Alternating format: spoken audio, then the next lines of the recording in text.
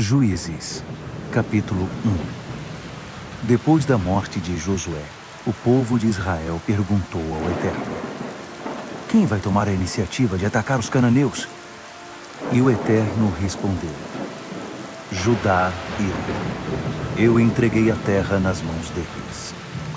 Os homens de Judá disseram aos homens de Simeão, seu irmão: venham conosco ao nosso território para nos ajudar a atacar os cananeus. Depois, iremos para o território de vocês. Então Simeão foi com eles. Judá atacou. O Eterno entregou os cananeus e os ferezeus nas mãos deles. Judá os derrotou em Bezeque, 10 unidades militares.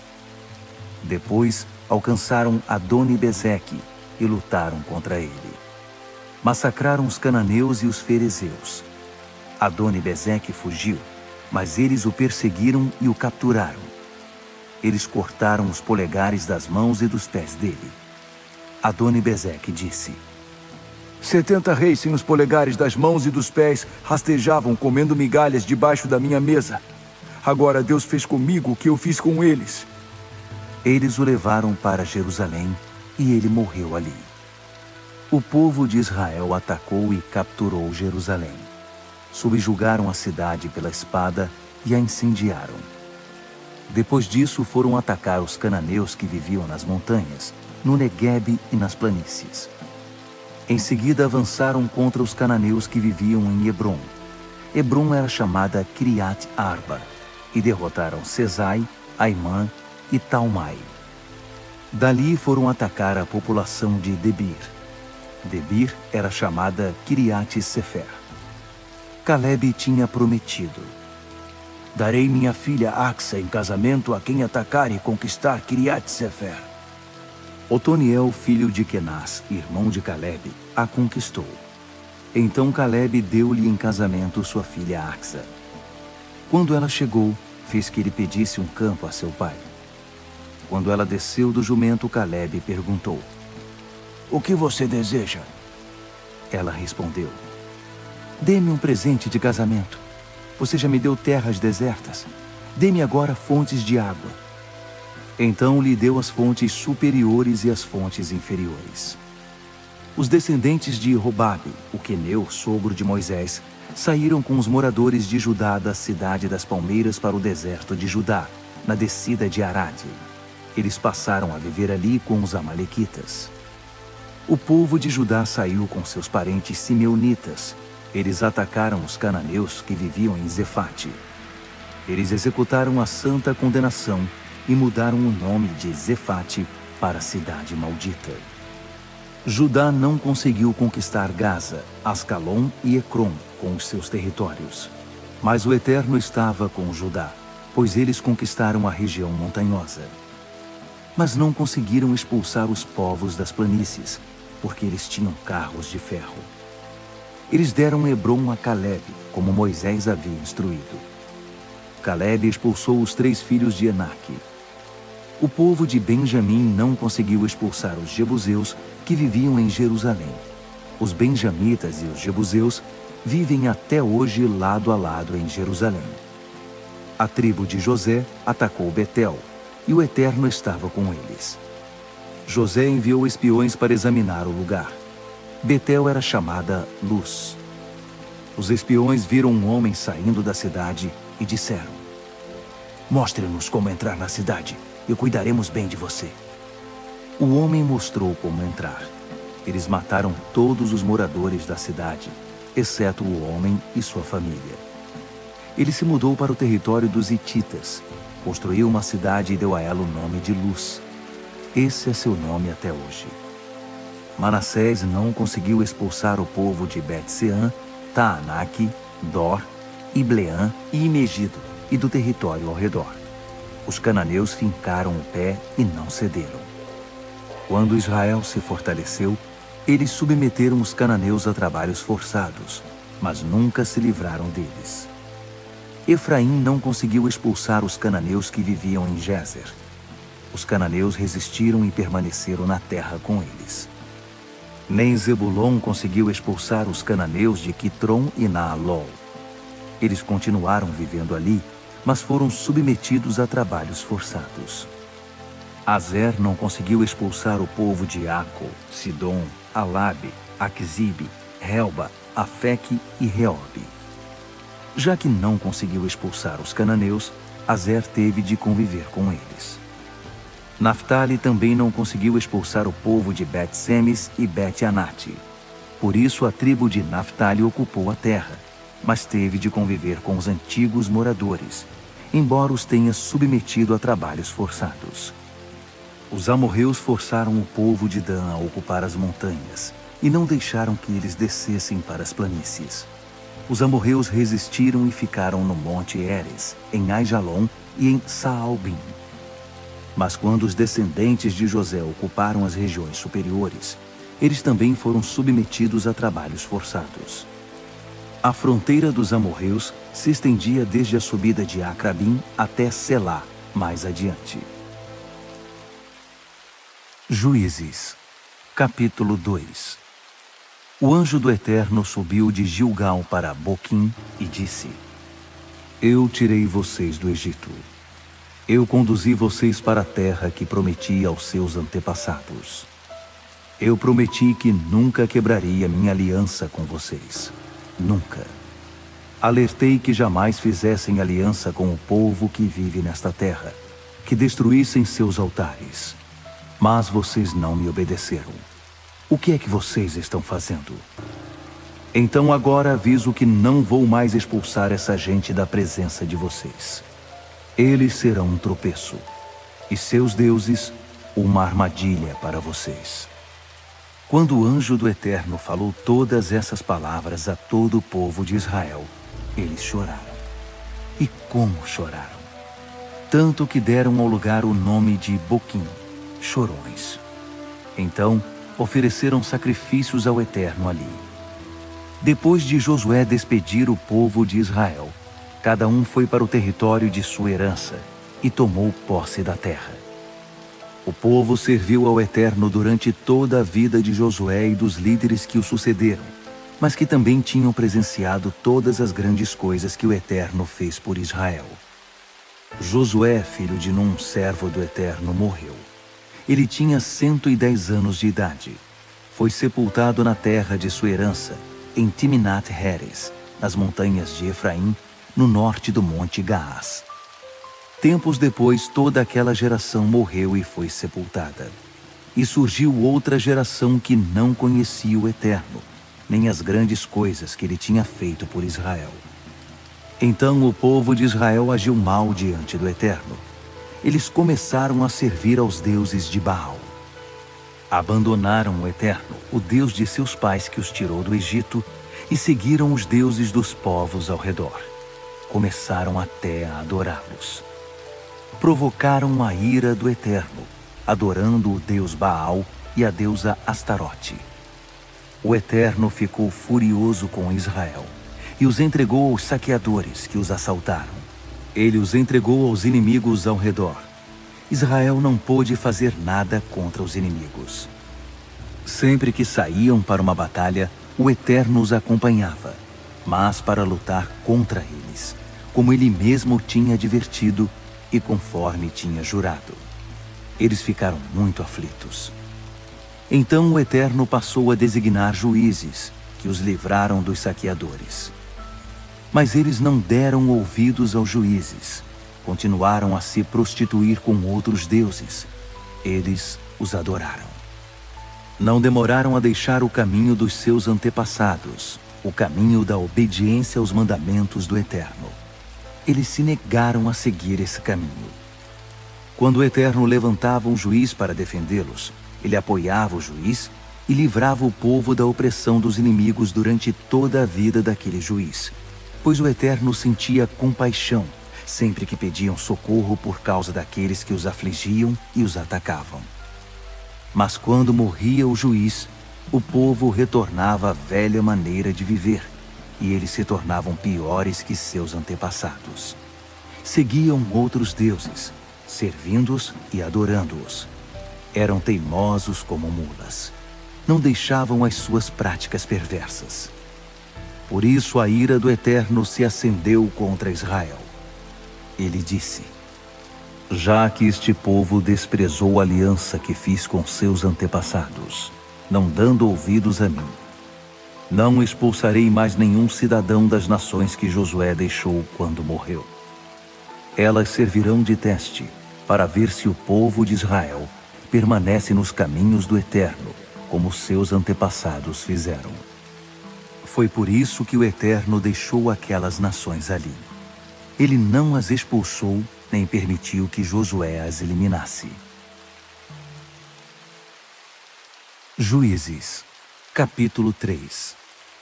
Estas são as nações que o Eterno deixou para testar os israelitas que não tinham experiência nas guerras de Canaã. Ele permitiu que ficassem na terra a fim de treinar os descendentes de Israel, os que não tinham experiência de guerra na arte de lutar. Ele deixou os 5 opressores filisteus, todos os cananeus, os sidônios e os heveus que viviam no monte Líbano, desde o monte Baal-Hermon até Lebo-Hamate. Eles foram deixados para testar a obediência de Israel aos mandamentos que o Eterno transmitiu aos seus antepassados por meio de Moisés. Mas o povo de Israel se sentiu à vontade com os cananeus, os hititas, os amorreus, os ferezeus, os heveus e os jebuseus. Eles tomaram as filhas deles em casamento e deram suas filhas aos filhos desses povos. Também adoraram os seus deuses. O povo de Israel agiu mal perante o Eterno. Esqueceram-se do seu Deus e adoraram os deuses de Baal e as deusas de Astarote. A ira do Eterno se acendeu contra Israel. Ele os entregou a Cuxã-Risataim, rei de Aram-Naaraim. O povo de Israel serviu Cuxã-Risataim por 8 anos. Mas Israel clamou ao Eterno, e o Eterno designou um libertador para salvá-los. Otoniel, sobrinho de Calebe, filho de Quenaz, irmão mais novo de Calebe. O Espírito do Eterno veio sobre ele. Israel se reuniu sob sua liderança. Otoniel foi à guerra, e o Eterno entregou Cuxã-Risataim, rei de Aram-Naaraim. Ele derrotou esse rei. A terra teve paz por 40 anos. Então morreu Otoniel, filho de Quenaz. Logo depois, o povo de Israel voltou a agir mal diante do Eterno. O Eterno instigou Eglon, rei de Moabe, a dominar os israelitas, porque agiram mal diante do Eterno. Eglon convocou os amonitas e os amalequitas, e eles atacaram Israel, conquistando a cidade das palmeiras. O povo de Israel ficou 14 anos sob o domínio de Eglon. O povo de Israel clamou ao Eterno, e ele designou um libertador para eles. Eude, filho de Gera, benjamita. Ele era canhoto. O povo de Israel enviou tributo por meio dele ao rei Eglon de Moabe. Eude fez para si uma espada curta de 2 gumes e a prendeu a coxa direita por baixo da roupa. Ele entregou o tributo a Eglon, rei de Moabe. Eglon era muito gordo. Depois de entregar o tributo, ele saiu com os carregadores do tributo. Mas quando chegou até as imagens de pedra perto de Gilgal, ele deu meia volta, retornou e disse: "Tenho um assunto particular com você, ó rei." O rei ordenou aos que estavam na sala: "Retirem-se." E todos saíram. Eude aproximou-se dele. O rei estava sozinho em sua sala de verão no pavimento superior e disse: "Tenho uma mensagem da parte de Deus para você." Eglon levantou-se do trono. Com a mão esquerda, Eude pegou a espada presa à coxa direita e esfaqueou o rei na barriga. A lâmina penetrou nele e também o cabo. A gordura se fechou sobre a arma. Por isso, não foi possível retirá-la. Eude escapou pelo terraço e, depois de trancar a porta da sala, desapareceu. Quando os servos do rei chegaram, ficaram surpresos ao ver a porta da sala trancada. Disseram: "Provavelmente ele está no banheiro fazendo suas necessidades." Eles aguardaram, mas depois de um tempo ficaram preocupados, porque ele não abria a porta. Finalmente encontraram uma chave e entraram na sala. Encontraram seu senhor deitado no chão, morto. Enquanto confabulavam ao redor do morto, tentando decidir o que fazer, Eude já estava longe. Já tinha passado pelas imagens de pedra e fugido para Seirá. Quando chegou ali, tocou a trombeta nas montanhas de Efraim. O povo de Israel desceu dos montes e se uniu ao novo líder. Ele disse: "Sigam-me, pois o Eterno entregou o inimigo, Moabe, a vocês." Eles desceram com ele e ocuparam a travessia do Jordão que ficava perto de Moabe. Assim ninguém podia atravessar o rio. Na ocasião, eles mataram cerca de 10.000 moabitas, todos bem alimentados e fortes. Ninguém escapou. Naquele dia, Moabe foi subjugado por Israel. A terra teve paz por 80 anos. Sangar, filho de Anate, sucedeu Eude como juiz. Com uma aguilhada de bois, ele matou sozinho 600 filisteus. Ele também libertou Israel. Juízes, capítulo 4. O povo de Israel voltou a agir mal diante do Eterno. Depois da morte de Eude, o Eterno os entregou a Jabim, rei de Canaã, que reinava em Hazor. Sísera, que vivia em Harosete-Ragoim, era comandante do exército. O povo de Israel clamou ao Eterno, pois durante 20 anos Jabim oprimiu cruelmente os israelitas. Ele possuía 900 carros de ferro. Débora, esposa de Lapidote, era profetisa. Na época ela governava Israel e dava expediente debaixo da palmeira de Débora, que ficava entre Ramá e Betel, nas montanhas de Efraim. O povo de Israel a procurava para resolver suas disputas. Débora mandou dizer a Baraque, filho de Abinoão, de Quedes, em Naphtali: "Está claro para mim que o Eterno, Deus de Israel, ordena isto a você. Suba ao monte Tabor e prepare-se para a guerra. Leve 10.000 soldados de Naphtali e Zebulon. Eu me encarregarei de mandar Sísera, o comandante do exército de Jabim, ao rio Quizon com seus carros e tropas. Garanto que você vencerá a batalha." Baraque respondeu: "Se você me acompanhar, eu vou. Mas se não me acompanhar, não vou." Ela disse: "Claro que vou acompanhá-lo, mas entenda que com essa atitude, a honra não será sua. O Eterno usará uma mulher para liquidar Sísera." Débora se preparou e partiu com Baraque para Quedes. Baraque convocou Zebulon e Naphtali para irem a Quedes. 10.000 homens os acompanharam. Débora já estava com ele. Nessa época, Éber, o queneu, havia se separado dos outros queneus, descendentes de Robabe, sogro de Moisés.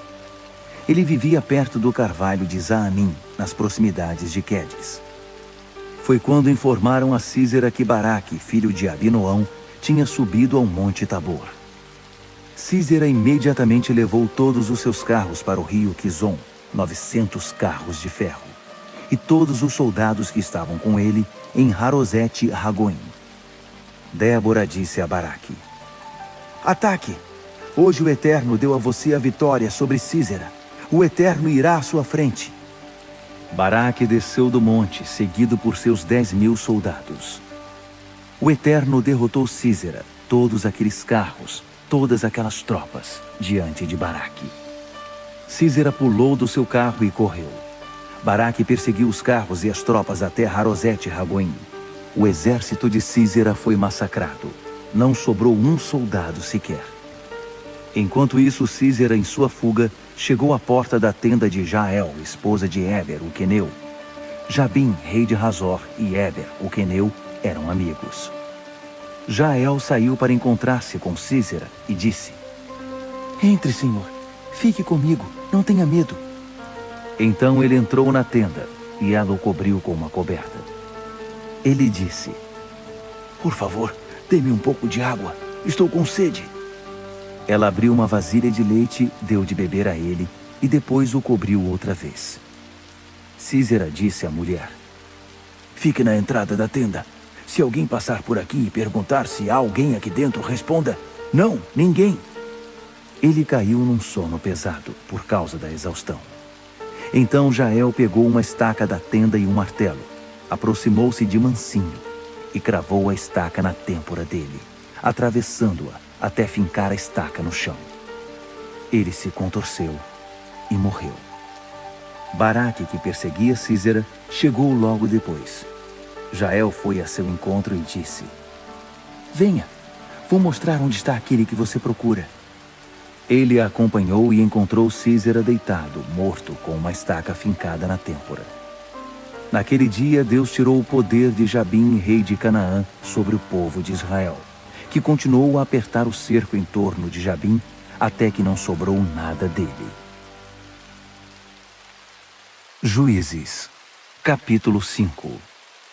Naquele dia, Débora e Baraque, filho de Abinoão, cantaram este cântico. Quando os guerreiros soltaram o cabelo em Israel e o deixaram esvoaçar ao vento forte, o povo, numa exclamação voluntária, bendisse o Eterno. Ouçam, ó reis, escutem, ó príncipes, ao Eterno, sim, ao Eterno cantarei. Vou compor um hino ao Eterno, ao Deus de Israel. Ó Eterno, quando saíste de Seir atravessando os campos de Edom, a terra tremeu. Até os céus derramaram chuva e as nuvens transformaram-se em rios. Os montes saltaram diante do Eterno, o Deus do Sinai, perante o Eterno, o Deus de Israel. Na época de Sangar, filho de Anate, e na época de Jael, as estradas públicas foram abandonadas. Os viajantes pegavam estradas vicinais. Os guerreiros ficaram gordos e relaxados. Não tinham mais ânimo para lutar. Até que surgiu você, Débora. Você, mãe em Israel, apareceu. Deus escolheu novos líderes que lutaram diante das portas. Não foram vistos escudos, nem lanças entre os 40.000 soldados de Israel. Entregue seu coração, ó Israel. Seja voluntário e dedicado, e todo o povo bendiga o Eterno. Vocês que cavalgam jumentos de raça, confortavelmente montados em suas celas. Vocês que caminham pelas ruas, ponderem, prestem atenção. Reúnam-se à volta do poço da cidade e ouçam-nos cantar, celebrando as vitórias do Eterno, as vitórias conquistadas em Israel. Então, o povo do Eterno desceu até as portas da cidade. Desperta, desperta, Débora. Desperta, cante uma canção. Levante-se, Baraque. Leve com você os seus prisioneiros, filho de Abinoão. Então os restantes desceram para saudar os heróis. O povo do Eterno se uniu aos poderosos. Os capitães de Efraim desceram para o vale, seguindo você, Benjamim, com as suas tropas. Os comandantes marcharam de Maquir. De Zebulon vieram líderes do alto escalão. Os chefes de Issacar se uniram a Débora. Issacar permaneceu firme com Baraque, cobrindo a retaguarda nos campos de batalha. Mas entre as divisões de Ruben, havia muita crítica. Por que tanta discussão em torno das fogueiras dos pastores? As divisões de Ruben, dispersas e distraídas, não conseguiam se decidir. Gileade não se arriscou a atravessar o Jordão. E Dan, por que partiu com seus navios? Azer manteve distância, preferindo a segurança dos seus portos. Mas Zebulon arriscou a sua vida, desafiou a morte, assim como Naftali nos altos campos de batalha. Os reis vieram e atacaram, e os reis de Canaã lutaram. Lutaram em Taanaque, junto às águas de Megido, mas não levaram prata nem tomaram os despojos. As estrelas do céu se uniram na batalha. De suas órbitas, lutaram contra Sísera. O rio Quizon os arrastou. As torrentes os atacaram. A correnteza do Quizon. Oh, você pisará o pescoço dos poderosos. Os cascos dos cavalos faziam tremer o chão, garanhões galopando em fuga. Amaldiçoem Meroz, diz o anjo do Eterno.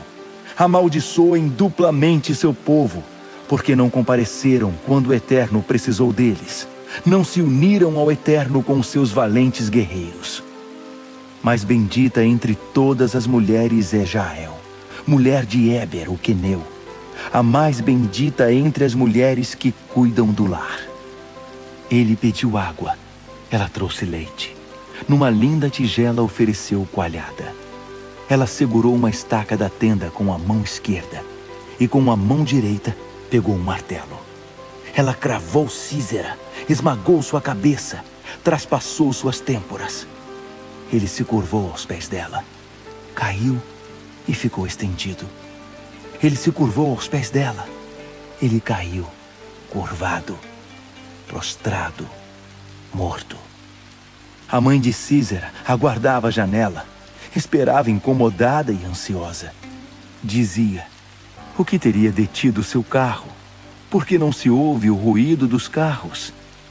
A mais sábia de suas damas respondia calmamente, tentando animá-la. Não seria porque estão ocupados, buscando e repartindo os despojos? Uma moça, talvez 2 para cada soldado. Para Císera, uma túnica de seda lustrosa, uma roupa luxuosa, 1 ou 2 cachecóis coloridos para ornar o pescoço do espoliador. Assim, que pereçam todos os inimigos do Eterno, e os seus amados brilhem como o sol. A terra teve paz durante 40 anos. Juízes, capítulo 6. Outra vez o povo de Israel agiu mal perante o Eterno. O Eterno os deixou sob o domínio dos midianitas durante 7 anos. Os midianitas oprimiram Israel. Por causa deles, os israelitas eram obrigados a se esconder nas cavernas ou a construir lugares seguros. Quando Israel plantava sua lavoura, os midianitas e os amalequitas, os que viviam no leste, invadiam os campos e acampavam neles, destruindo as plantações até Gaza. Não deixavam nada para o sustento dos israelitas, nem ovelhas, nem bois, nem jumentos. Com os seus rebanhos e tendas, chegavam e tomavam conta da terra, como numa invasão de gafanhotos. Eles possuíam uma quantidade incrível de camelos, que pisoteavam o solo e destruíam tudo. O povo de Israel, reduzido à pobreza pelos midianitas, clamou pela ajuda do Eterno. Depois que certa vez o povo de Israel clamou ao Eterno por causa dos midianitas, o Eterno lhes enviou um profeta com esta mensagem. O Eterno Deus de Israel declarou: eu libertei vocês do Egito. Eu libertei vocês da escravidão. Resgatei vocês da crueldade do Egito e depois de todos os opressores. Eu os eliminei da sua presença e entreguei a vocês a terra deles. Ele disse a vocês: eu sou o Eterno, seu Deus.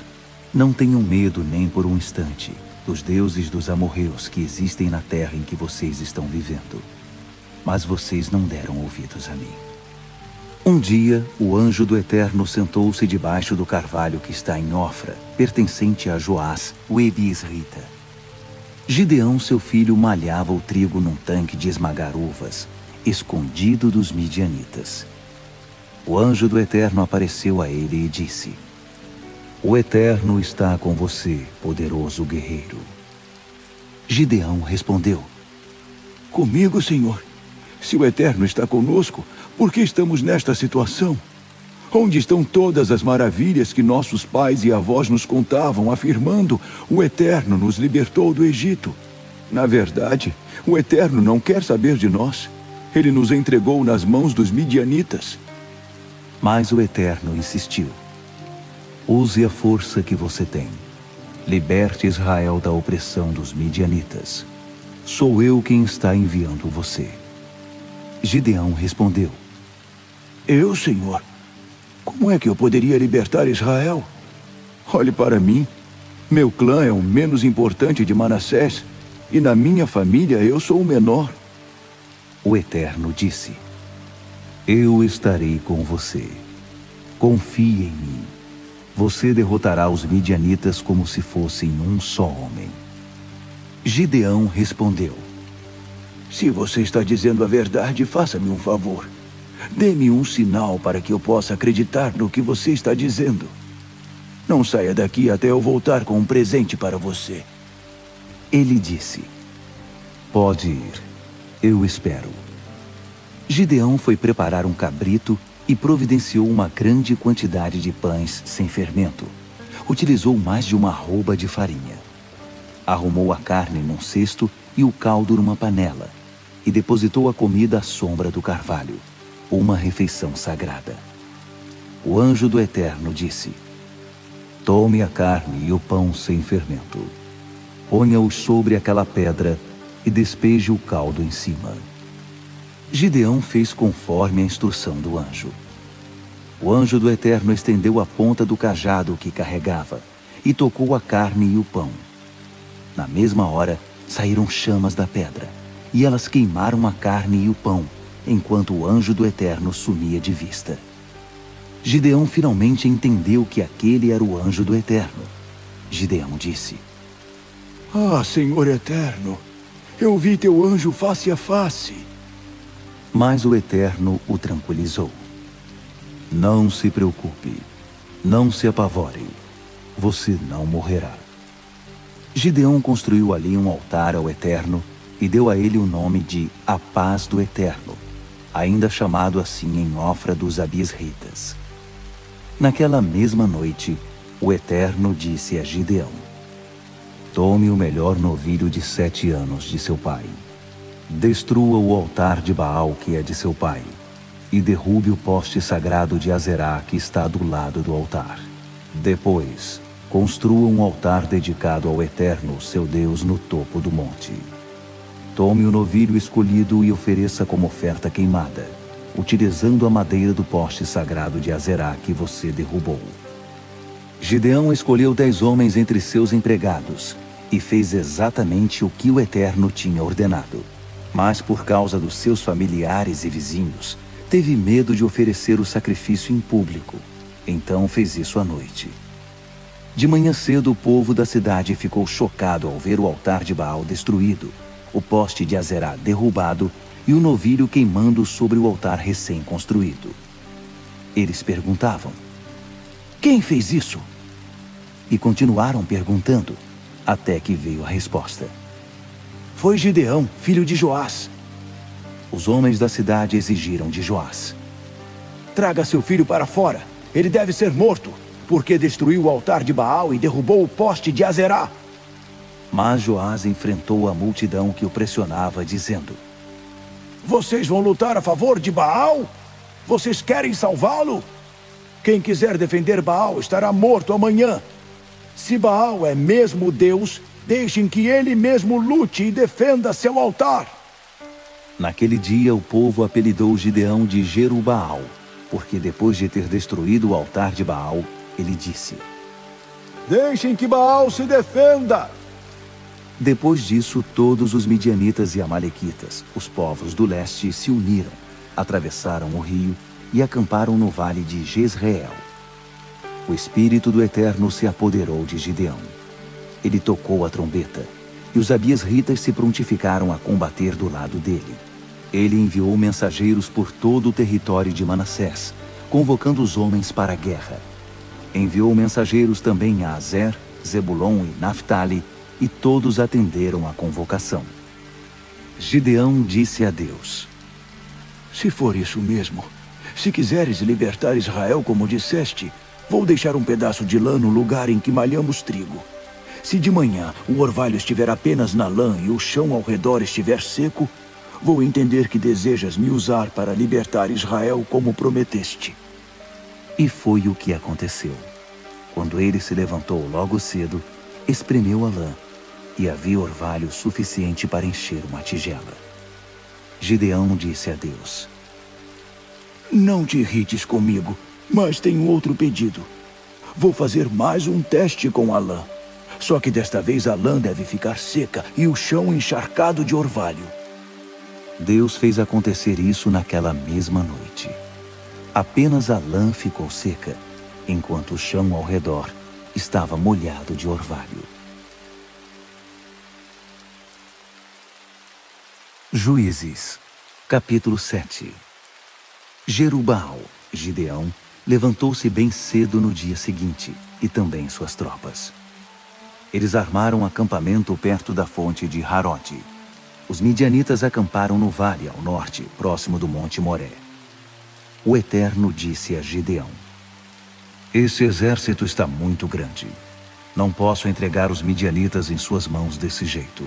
Seus homens vão ficar orgulhosos e dizer: fizemos tudo sozinhos, e se esquecerão de mim. faça o seguinte anúncio: quem estiver com medo ou estiver inseguro pode ir embora para o Monte Gileade e voltar para casa. 22.000 homens partiram. Restaram 10.000. O Eterno disse a Gideão: ainda tem muita gente. Desça com eles até a beira da água para que eu faça a última seleção. Quando eu disser, este vai com você, ele irá. Quando disser, este não vai, ele não irá. Assim Gideão levou todo o exército para a beira do riacho. O Eterno disse a Gideão: separe aqueles que beberem água lambendo como cachorro. Do outro lado, reúna os que se ajoelharam e abaixam o rosto para beber água. Foram 300 os homens que lamberam água tirada com a mão. Os demais se ajoelharam para beber.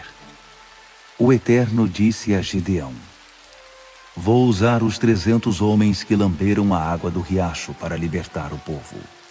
Os midianitas serão entregues nas mãos deles. O restante poderá voltar para casa.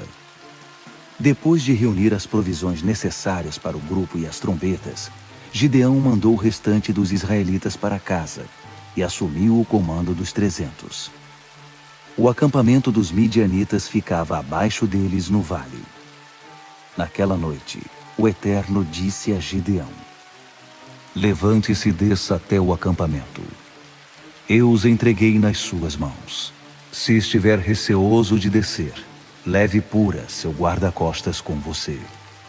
Depois que você ouvir os comentários no acampamento deles, terá toda a coragem e confiança de que precisa. Ele e seu guarda-costas desceram até onde estavam as sentinelas.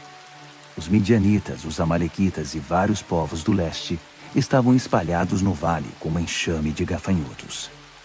Os camelos eram tantos que pareciam os infinitos grãos de areia da praia. Gideão chegou no exato momento em que um homem contava um sonho a seu amigo. Ele disse: tive este sonho. Um pão de cevada vinha rolando na direção do nosso acampamento. Chocou-se contra a tenda tão violentamente que ela caiu. A tenda desmontou inteira.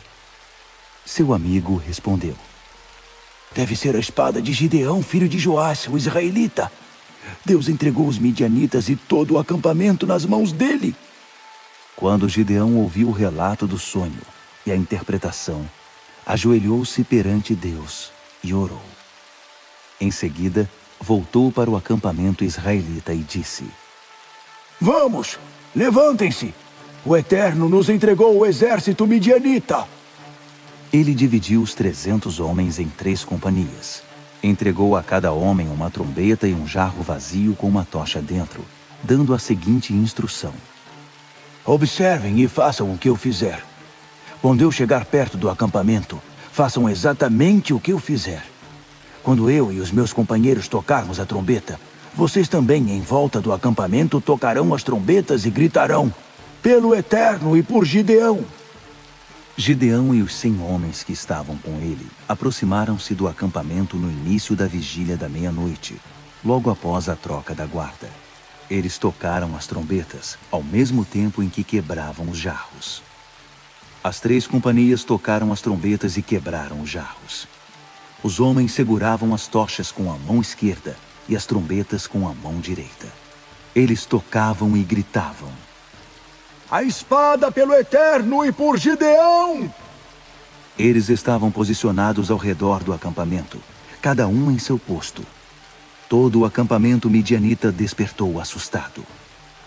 Quando os 300 homens tocaram a trombeta, o Eterno fez que os midianitas atacassem uns aos outros e depois fugissem para Bet-Sita, na direção de Zererá e da fronteira de Abel-Meolá, perto de Tabate.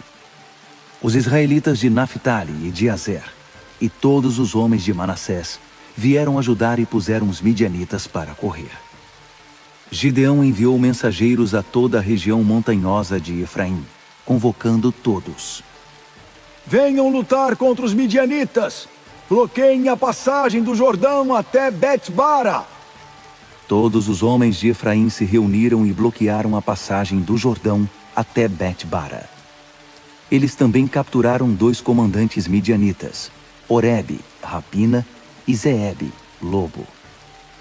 Eles mataram Oreb na rocha de Oreb e mataram Zeeb no lagar de Zeeb. Depois de perseguir os midianitas, trouxeram a cabeça de Oreb e de Zeeb a Gideão do outro lado do rio. Juízes, capítulo 8. Os efraimitas perguntaram a Gideão: Por que você não nos chamou quando foi lutar contra os midianitas? Eles estavam indignados e o criticavam. Mas Gideão respondeu: O que foi que eu fiz comparado a vocês?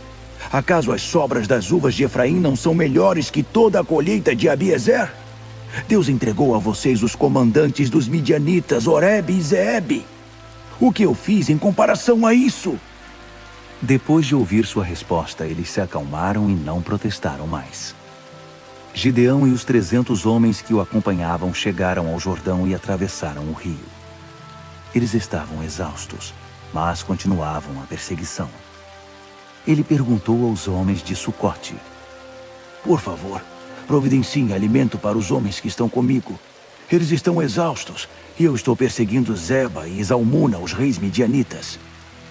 Mas os líderes de Sucote responderam: Vocês estão perdendo seu tempo. Por que iríamos colaborar com uma empreitada inútil? Gideão retrucou: Seja como quiserem, mas depois que o Eterno me entregar Zeba e Zalmuna, vou debulhar vocês. Vou rasgar a carne de vocês com espinhos e espinheiros do deserto. Dali partiu para Peniel e fez o mesmo pedido. Os homens de Peniel, como os de Sucote, também se recusaram a ajudar. Gideão prometeu: Quando eu voltar são e salvo, vou destruir esta torre. Zeba e Zalmuna estavam em Carcor com um exército de 15.000 homens, os que sobraram dos exércitos dos povos do leste.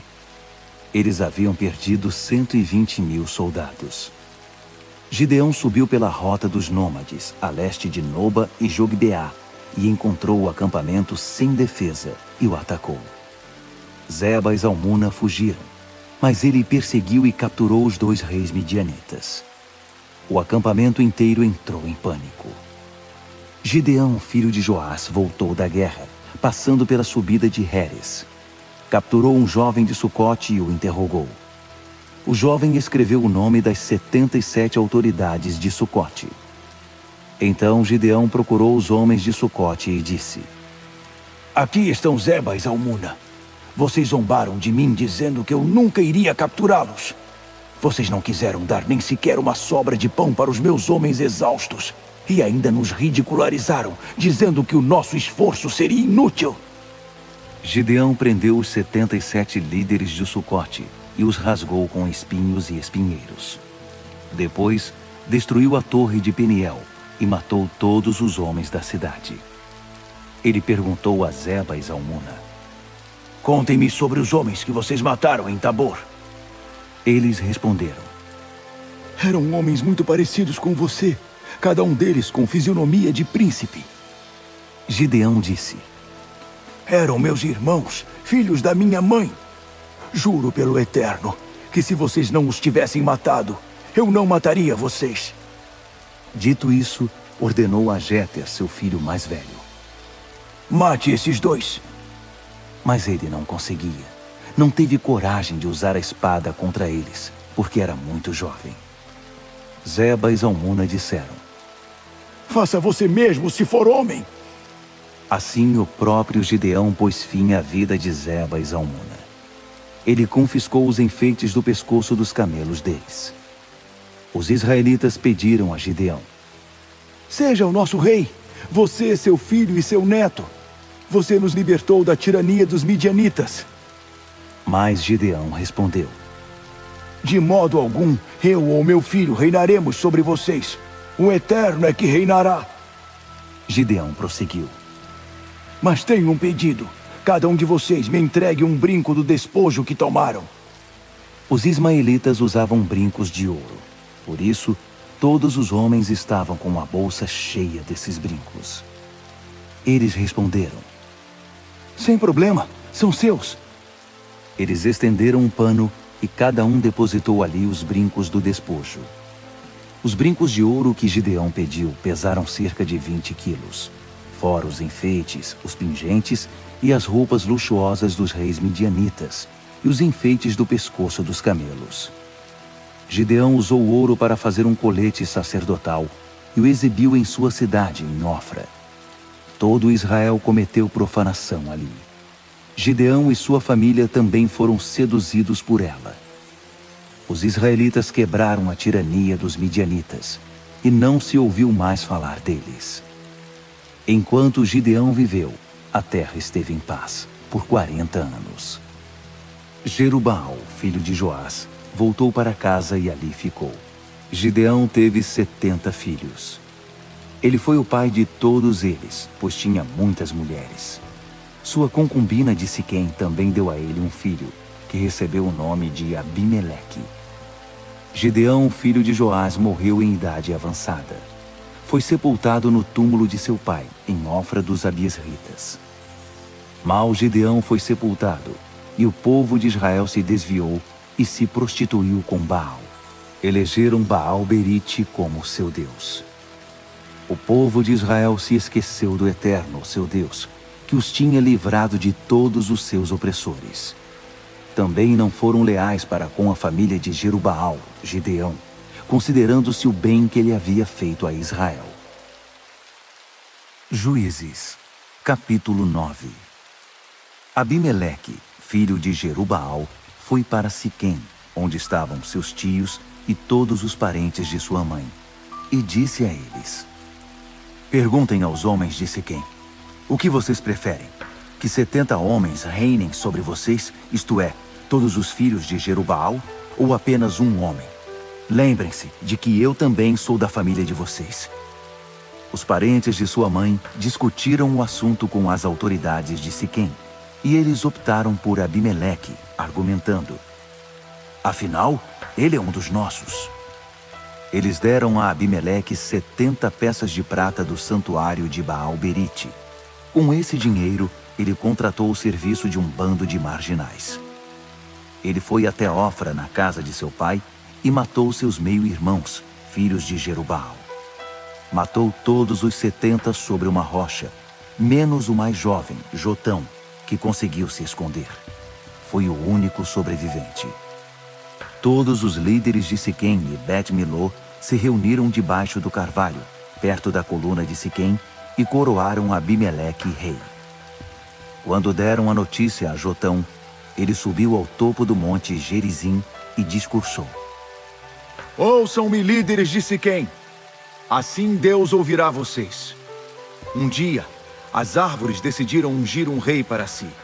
Disseram à oliveira: reine sobre nós. Mas a oliveira respondeu: acham que vou deixar o meu azeite, que honra os deuses e os homens, para dominar sobre as árvores? Então, as árvores disseram à figueira: venha, reine sobre nós. Mas a figueira respondeu: acham que vou deixar a minha doçura, os meus frutos que dão água na boca, para dominar sobre as árvores? As árvores então disseram à videira: venha, reine sobre nós. Mas a videira respondeu: acham que vou deixar o meu vinho, que alegra os deuses e os homens, para dominar sobre as árvores?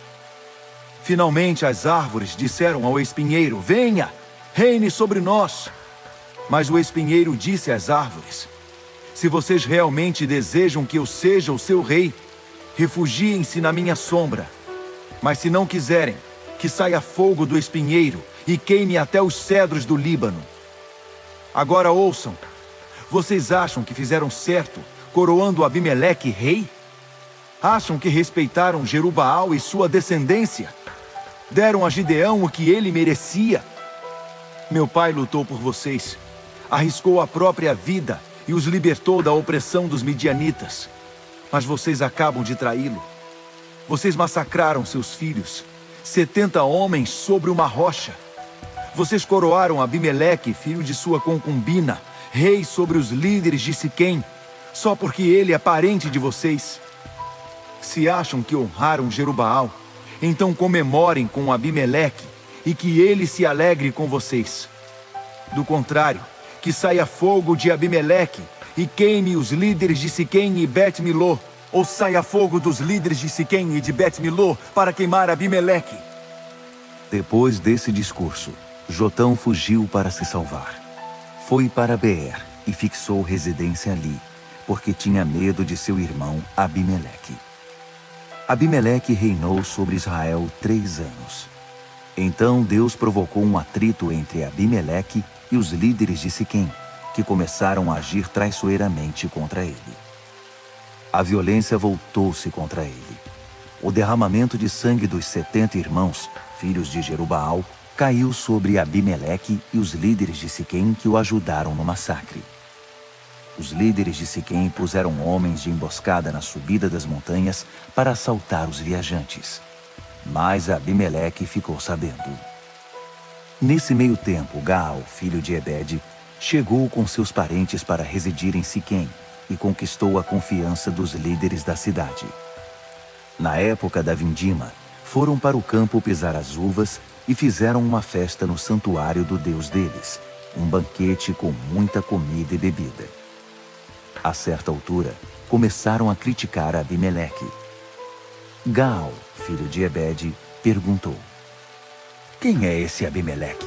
E por que nós, siquemitas, temos de obedecer a ele? Não é aquele filho de Jerubaal? O braço direito dele não se chama Zebul? Ora, nós pertencemos a Ramor e honramos o nome de Siquém. Por que haveríamos de bajular Abimeleque? Se eu estivesse no comando desse povo, a primeira coisa que faria seria me livrar desse Abimeleque. Eu diria na cara dele: mostre a sua força, Abimeleque. Vamos ver quem manda aqui. Zebul, governador da cidade, ouvindo o que Gaal, filho de Ebed, dizia, ficou furioso e enviou secretamente alguns mensageiros a Abimeleque com este recado: Gaal, filho de Ebed, e seus parentes vieram para Siquém e estão tramando contra você. Faça o seguinte: traga suas tropas esta noite e arme uma emboscada no campo. De manhã, logo ao nascer do sol, ataque a cidade. Gaal e suas tropas sairão ao seu encontro. Daí em diante você sabe o que fazer. Abimeleque e as suas tropas, divididas em 4 companhias, saíram naquela noite e armaram uma emboscada perto de Siquém. De manhã, Gaal, filho de Ebed, foi para a entrada da cidade. Abimeleque e suas tropas deixaram um esconderijo. Quando Gaal os viu, disse a Zebul: veja, parece que tem gente descendo das montanhas. Zebul disfarçou: parecem homens, mas são apenas sombras nas montanhas. E mudou de assunto. Gaal insistiu: veja, são tropas descendo de Tabur Eres, o umbigo da terra. Uma companhia inteira está descendo pelo caminho do Carvalho dos Adivinhadores. Zebul disse: onde está aquela sua coragem? Não foi você que disse: quem é esse Abimeleque? Porque temos de obedecer a ele? Pois aí está ele, com as tropas de que você fez pouco caso. É a sua chance. Lute contra ele. Gaal, com o apoio dos líderes de Siquém, enfrentou Abimeleque. Mas Abimeleque venceu. Gaal virou as costas e fugiu, deixando muitos feridos pelo caminho até a entrada da cidade. Abimeleque permaneceu em Arumá, e Zebul expulsou Gaal e seus parentes de Siquém. No dia seguinte, o povo fugiu para os campos, e alguém deu a notícia a Abimeleque. Ele convocou suas tropas, dividiu-as em 3 companhias e armou emboscada nos campos. Quando viu que o povo estava em campo aberto, saiu e o atacou. Abimeleque e a companhia que estava com ele avançaram até a entrada da cidade. As outras 2 companhias perseguiram os que haviam saído da cidade e os mataram. Abimeleque lutou contra a cidade o dia todo, até que a subjugou e massacrou todos os moradores. Ele deixou a cidade em ruínas e jogou sal sobre ela.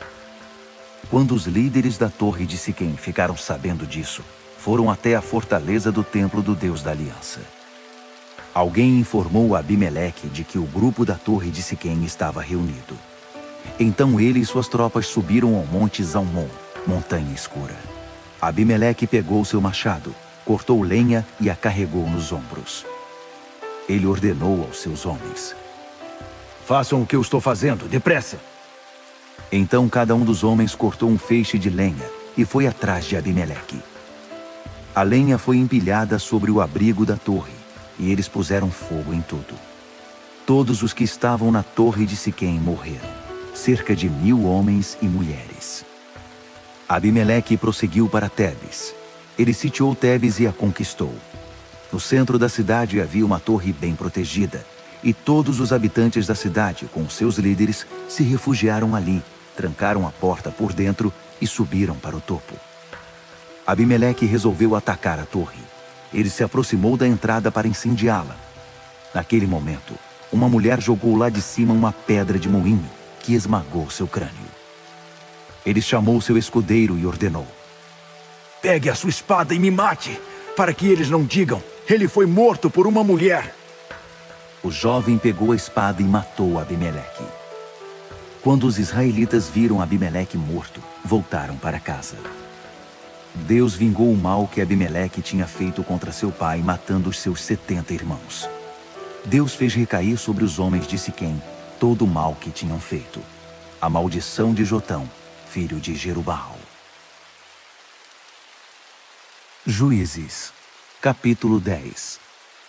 Tolá, filho de Puá, filho de Dodô, foi o sucessor de Abimeleque. Ele também foi um libertador de Israel.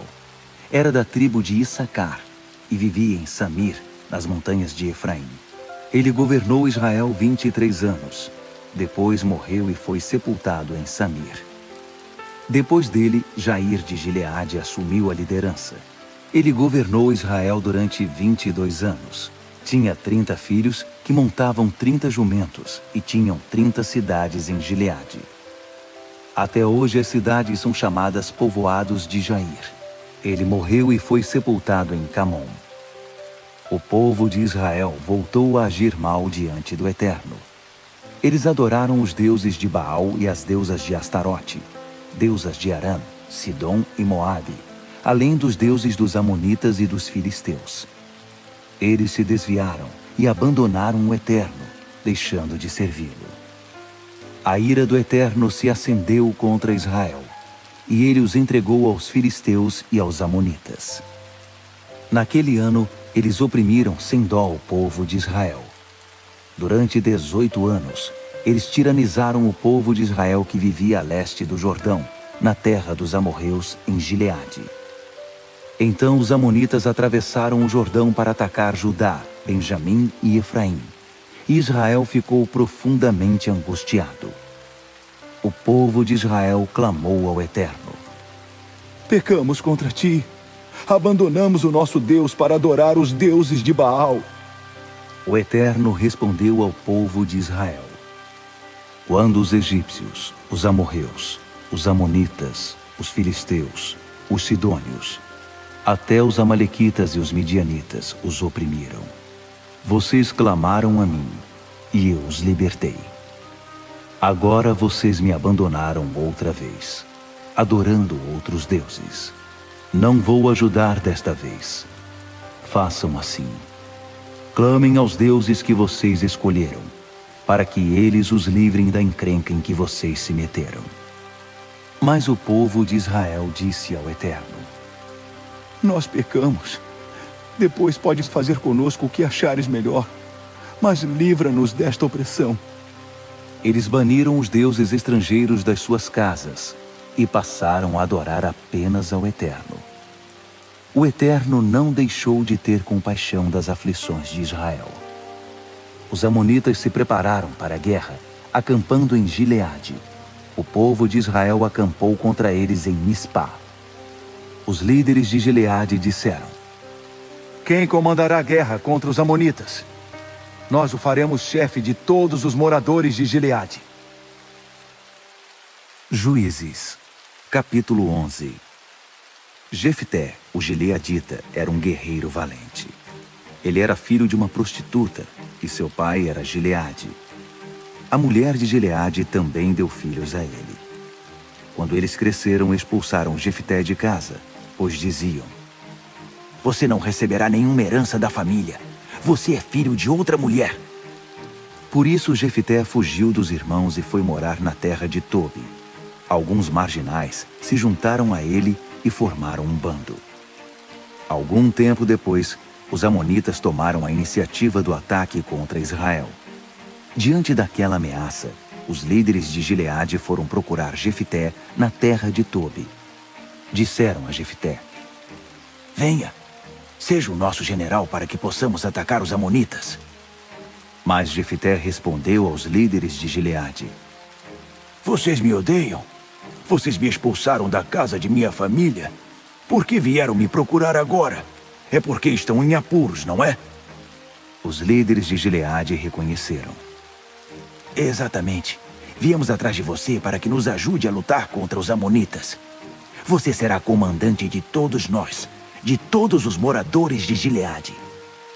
Jefté perguntou aos líderes de Gileade: Se vocês me levarem de volta para lutar contra os amonitas e o Eterno me der a vitória, serei chefe de vocês, correto? Eles responderam: O Eterno é testemunha entre nós. Faremos tudo o que você mandar. Assim Jefté concordou em ir com os líderes de Gileade. O povo o tornou chefe e comandante deles. Jefté repetiu o que tinha dito diante do Eterno em Mispá.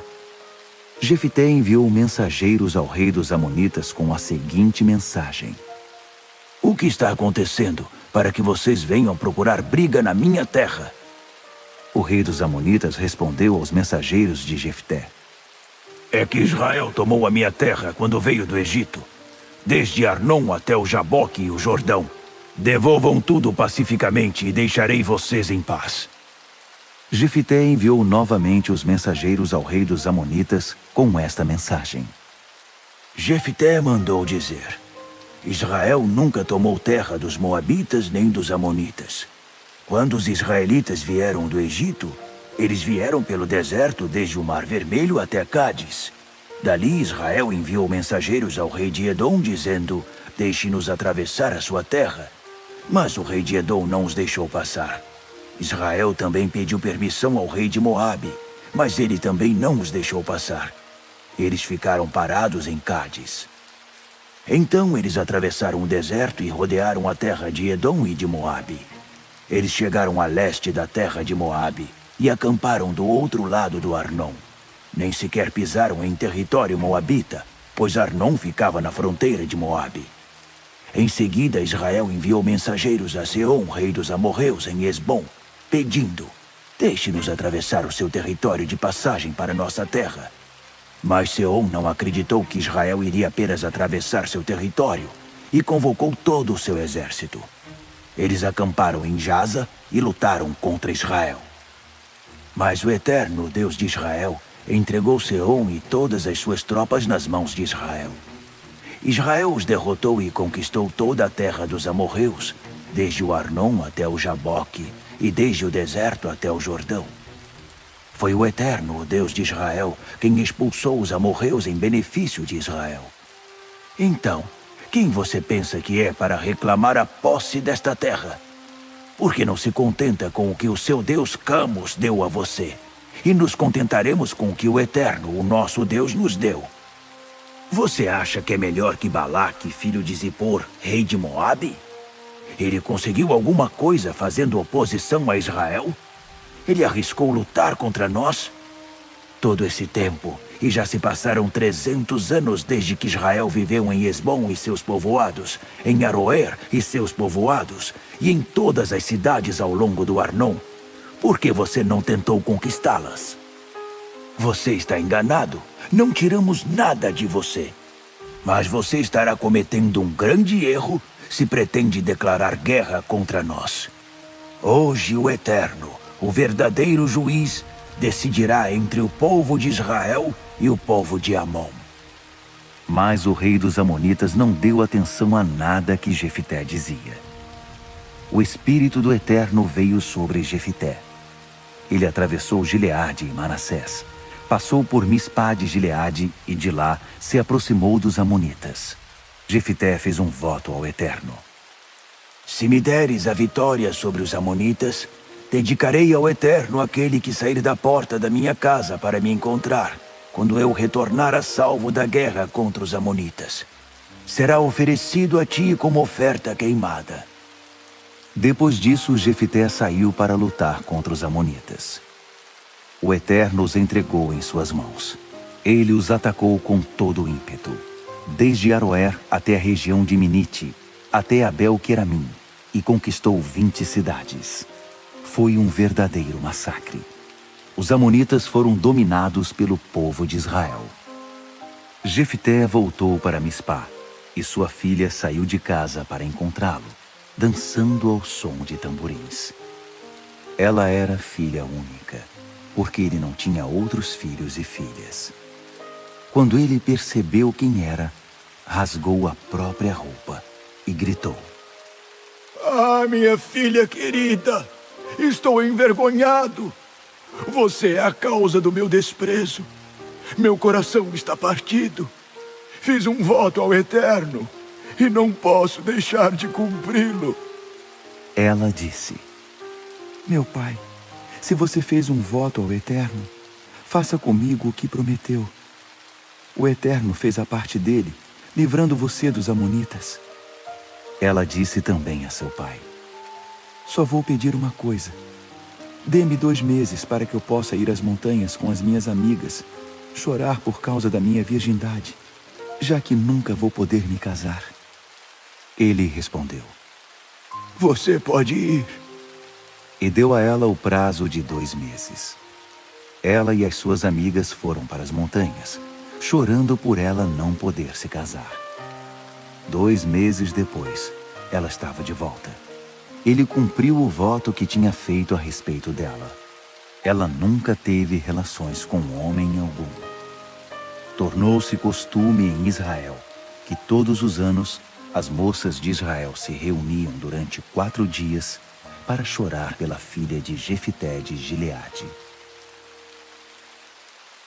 Juízes, capítulo 12.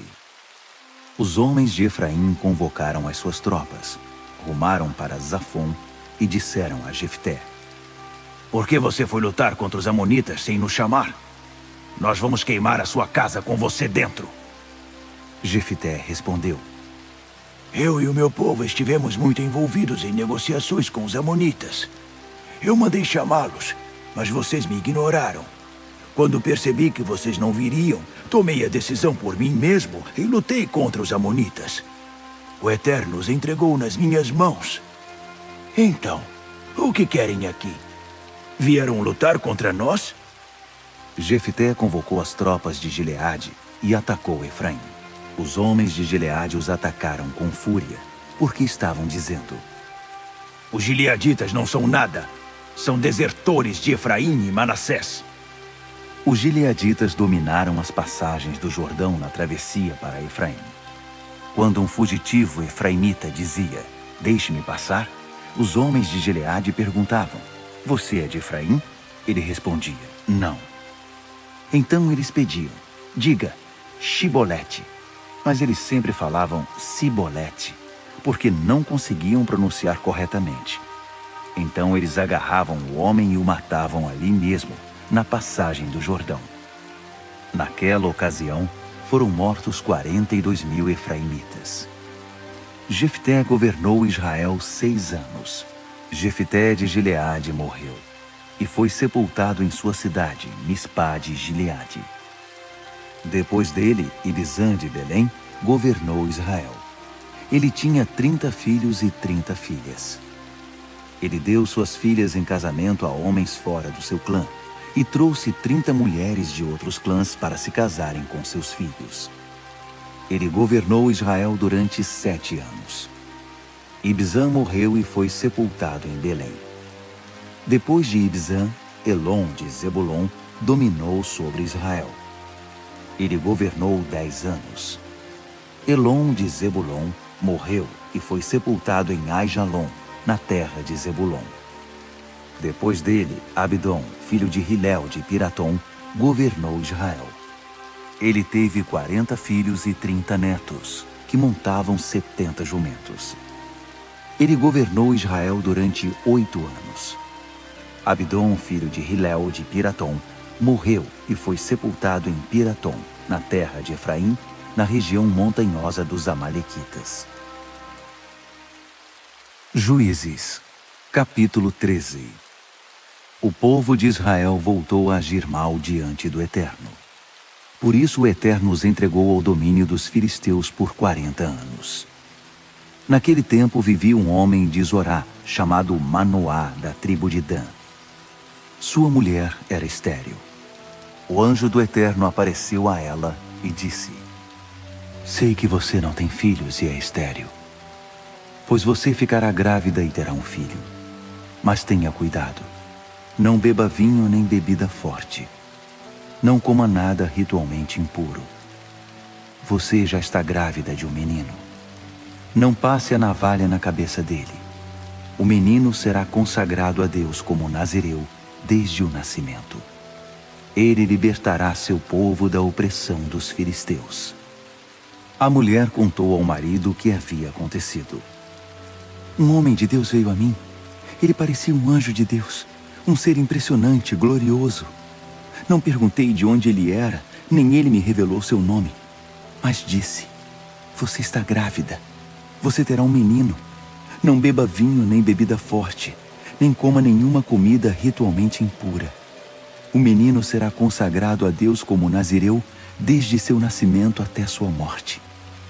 Manoá orou ao Eterno: Senhor, peço-te que o homem de Deus que enviaste volte para nos ensinar como criar esse menino que está para nascer. Deus ouviu o pedido de Manoá. O anjo de Deus voltou para falar com a mulher. Ela estava sozinha no campo. Manoá não estava com ela.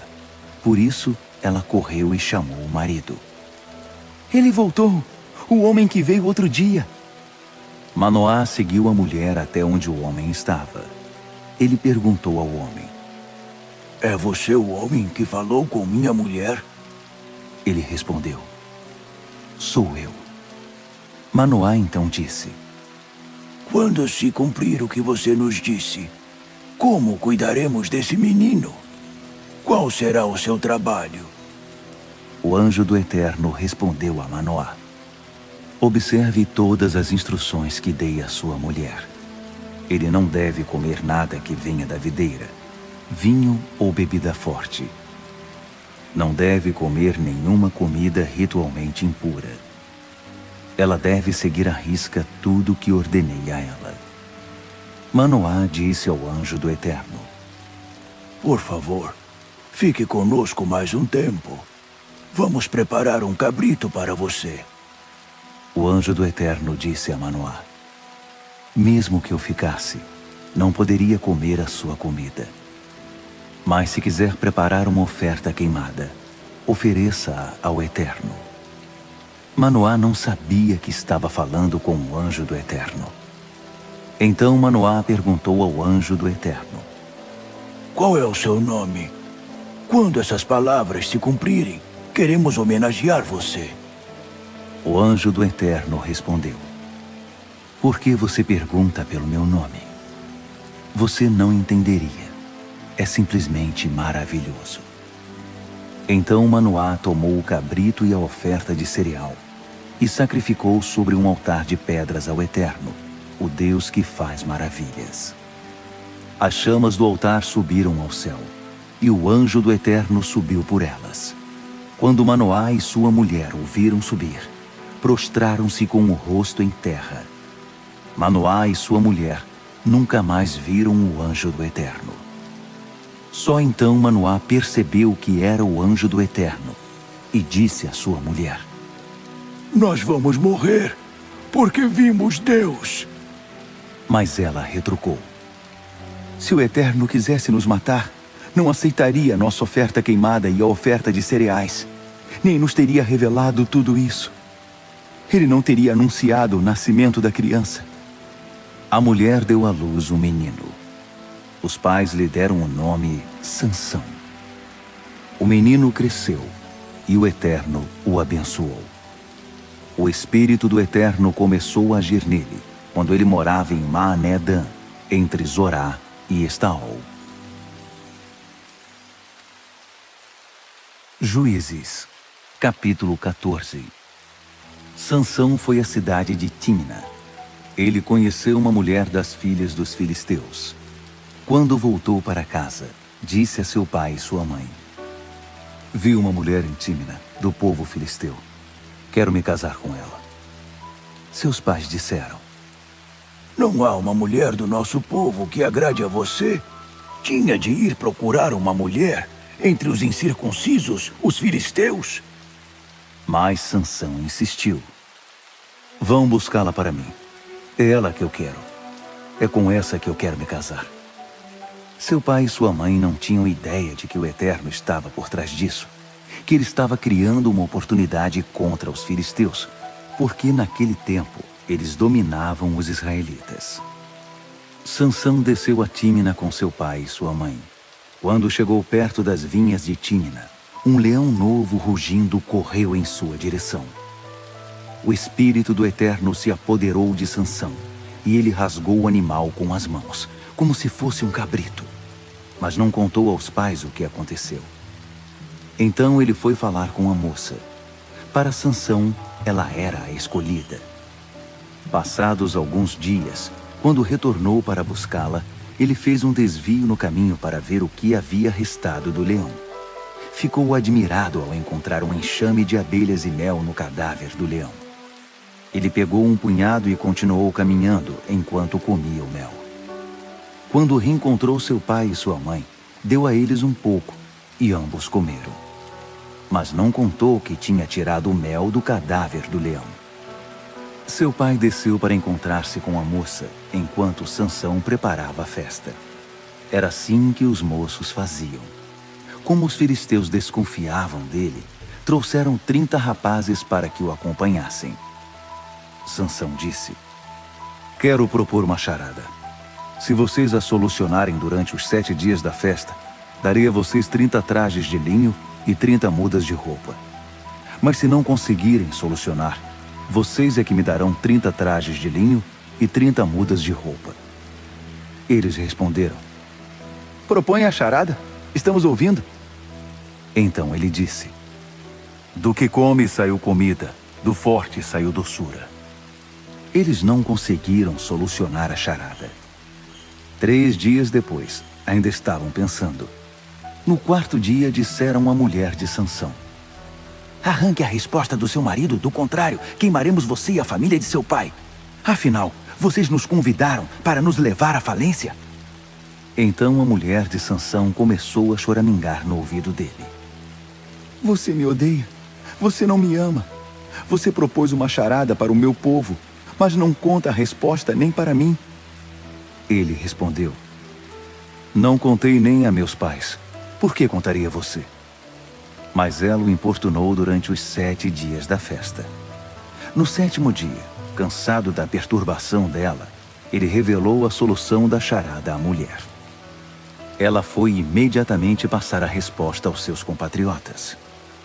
Os homens da cidade procuraram Sansão no 7º dia, antes do pôr do sol, e disseram: O que é mais doce que o mel? O que é mais forte que o leão? Sansão respondeu: Se vocês não tivessem arado com a minha novilha, não teriam solucionado a charada. Então o Espírito do Eterno se apoderou dele. Ele desceu a Ascalon, matou 30 homens, tirou as roupas deles e as entregou aos que haviam solucionado a charada.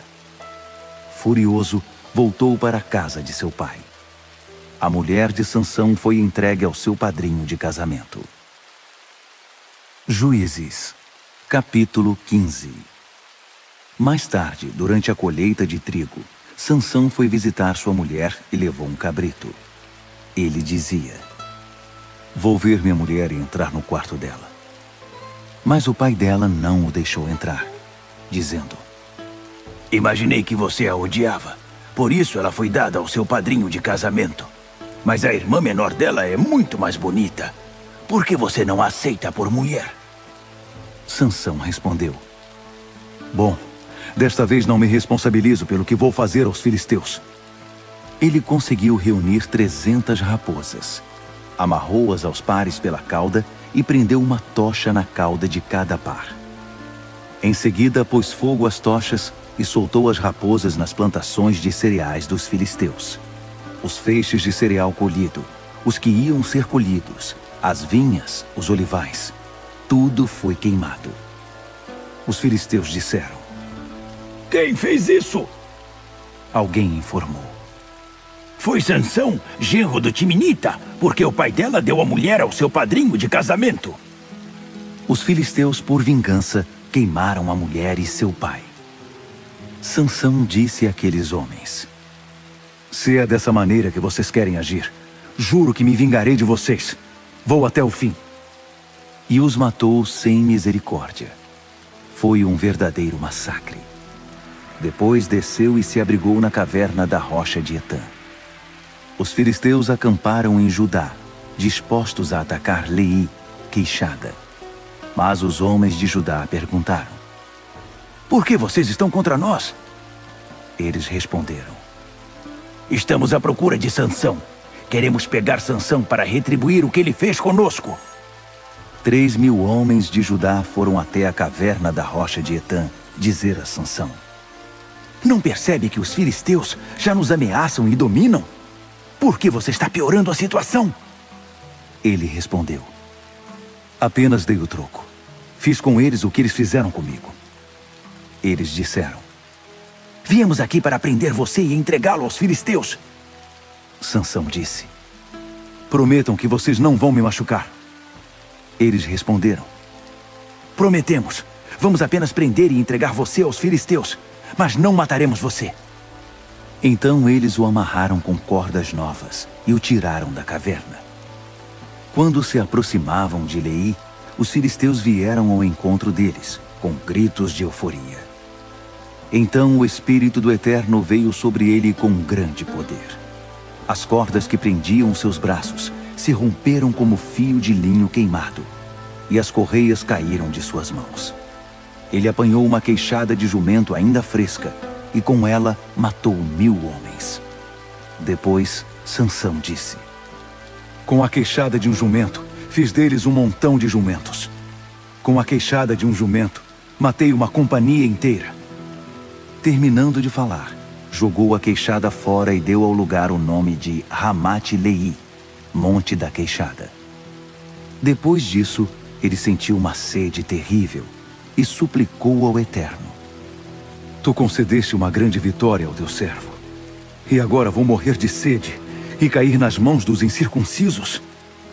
Então Deus abriu uma rocha em Leí que jorrou água e Sansão bebeu. Depois de saciado, ele recobrou o ânimo.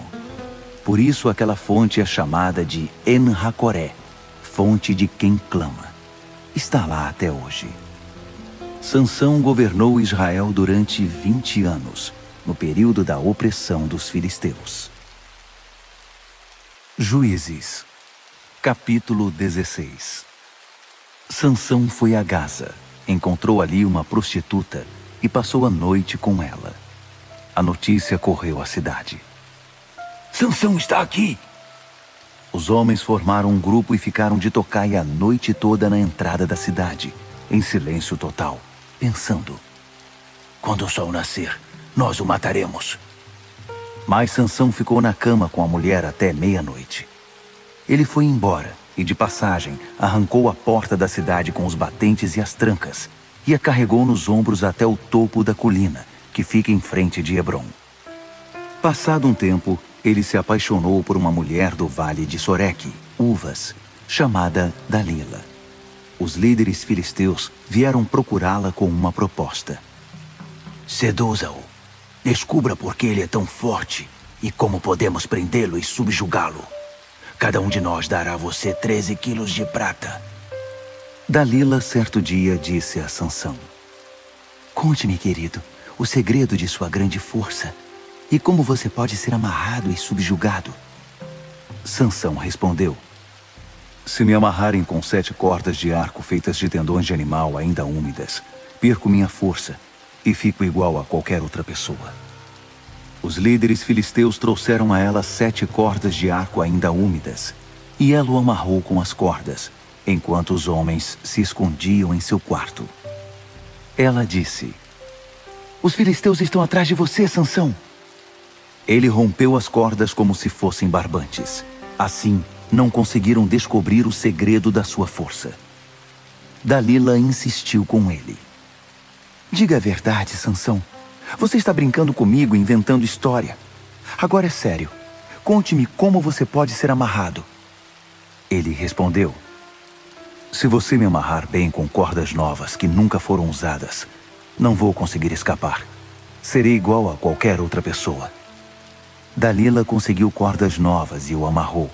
Ela disse: os filisteus estão atrás de você. Os homens estavam escondidos no quarto ao lado, mas ele rompeu as cordas como se fossem barbantes. Dalila não desistiu. Você continua zombando de mim e mentindo. Por favor, conte-me como você pode ser amarrado. Ele respondeu: se você tecer as 7 tranças do meu cabelo como um tecido no tear e as prender com um pino, não conseguirei fazer nada. Serei como qualquer outra pessoa. Quando ele dormiu, Dalila pegou as 7 tranças do cabelo de Sansão e as teceu como um tecido no tear e as prendeu com um pino. Depois disse: Sansão, os filisteus estão atrás de você.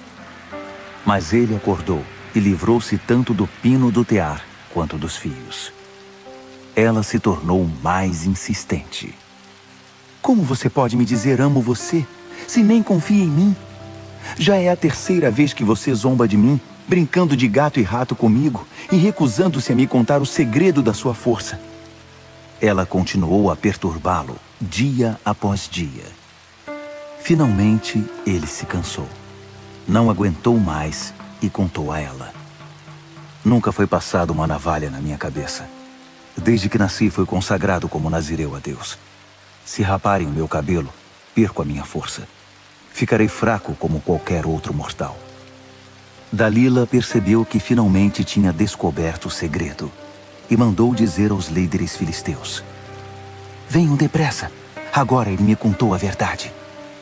Eles vieram e trouxeram o dinheiro que tinham prometido. Depois de fazê-lo dormir com a cabeça em seu colo, ela fez sinal para um homem que se aproximou e cortou as 7 tranças do cabelo dele. Ele começou imediatamente a enfraquecer e perdeu toda a sua força. Então ela disse: Sansão, os filisteus estão atrás de você. Ele acordou pensando: vou fazer o que sempre fiz e escapar, pois ainda não tinha se dado conta de que o Eterno o tinha abandonado. Os filisteus o agarraram, arrancaram seus olhos e o levaram para Gaza. Eles o prenderam com algemas de ferro e o puseram a trabalhar no moinho da cadeia. Mas logo o cabelo dele começou a crescer de novo. Um dia os líderes filisteus se reuniram para oferecer um grande sacrifício ao seu deus Dagom. Eles fizeram uma festa e comemoraram. Nosso Deus nos entregou Sansão, nosso inimigo. Quando o povo viu Sansão, fez coro com eles, bendizendo o seu Deus. Nosso Deus nos entregou o nosso inimigo, aquele que devastou o nosso povo, multiplicando cadáveres entre nós. Depois, quando todos já estavam exaltados, alguém sugeriu: tragam Sansão, que ele nos mostre o que consegue fazer. E tiraram Sansão da prisão, para que os divertisse. Sansão foi posto entre 2 colunas, e ele pediu ao rapaz que o conduzia: ponha-me onde eu possa tocar as colunas que sustentam o templo, para eu poder me apoiar nelas. O templo estava cheio de homens e mulheres, e todos os líderes filisteus estavam ali.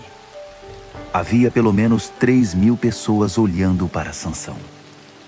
Nessa hora, ele suplicou ao Eterno: Senhor Eterno, atenta para mim outra vez, eu imploro. Dá-me força mais uma vez. Deus, com um sopro de vingança, permite que eu me vingue dos filisteus por causa dos meus olhos. Sansão alcançou as 2 colunas centrais que sustentavam o templo e as empurrou com o braço direito e com o braço esquerdo. Ele gritou: que eu morra com os filisteus! e empurrou as colunas com toda a sua força. O templo desabou sobre todos os líderes e sobre o povo que estava ali dentro. Sansão matou mais pessoas em sua morte que durante toda a sua vida. Seus irmãos e familiares desceram para buscar seu corpo. Eles o levaram de volta e o sepultaram no túmulo de seu pai Manoá, entre Zorá e Estaol. Ele governou Israel por 20 anos.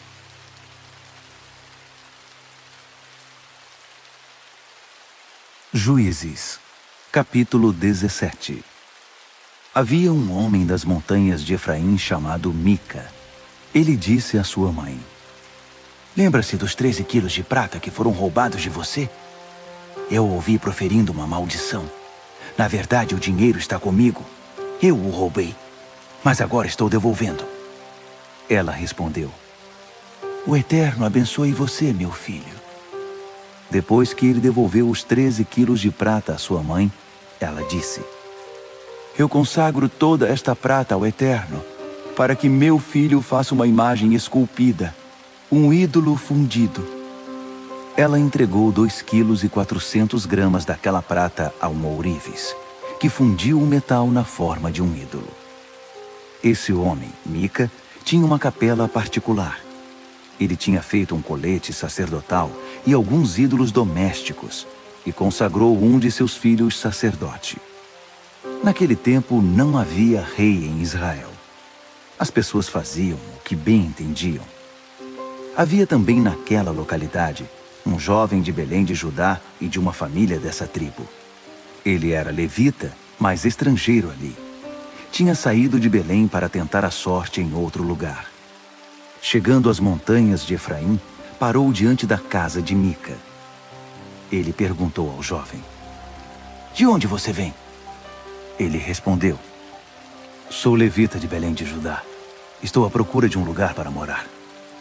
Mica fez uma proposta: Fique aqui comigo. Seja meu pai sacerdote. Seu salário será de 120 gramas de prata por ano, além da comida e das roupas de que precisar. O levita concordou em ficar com Mica. O jovem foi bem recebido e se tornou um membro da família. Mica designou o jovem levita seu sacerdote. Tudo isso aconteceu dentro da casa de Mica. Mica declarou: Agora sei que o Eterno será bondoso para comigo, pois tenho um levita como sacerdote. Juízes, capítulo 18.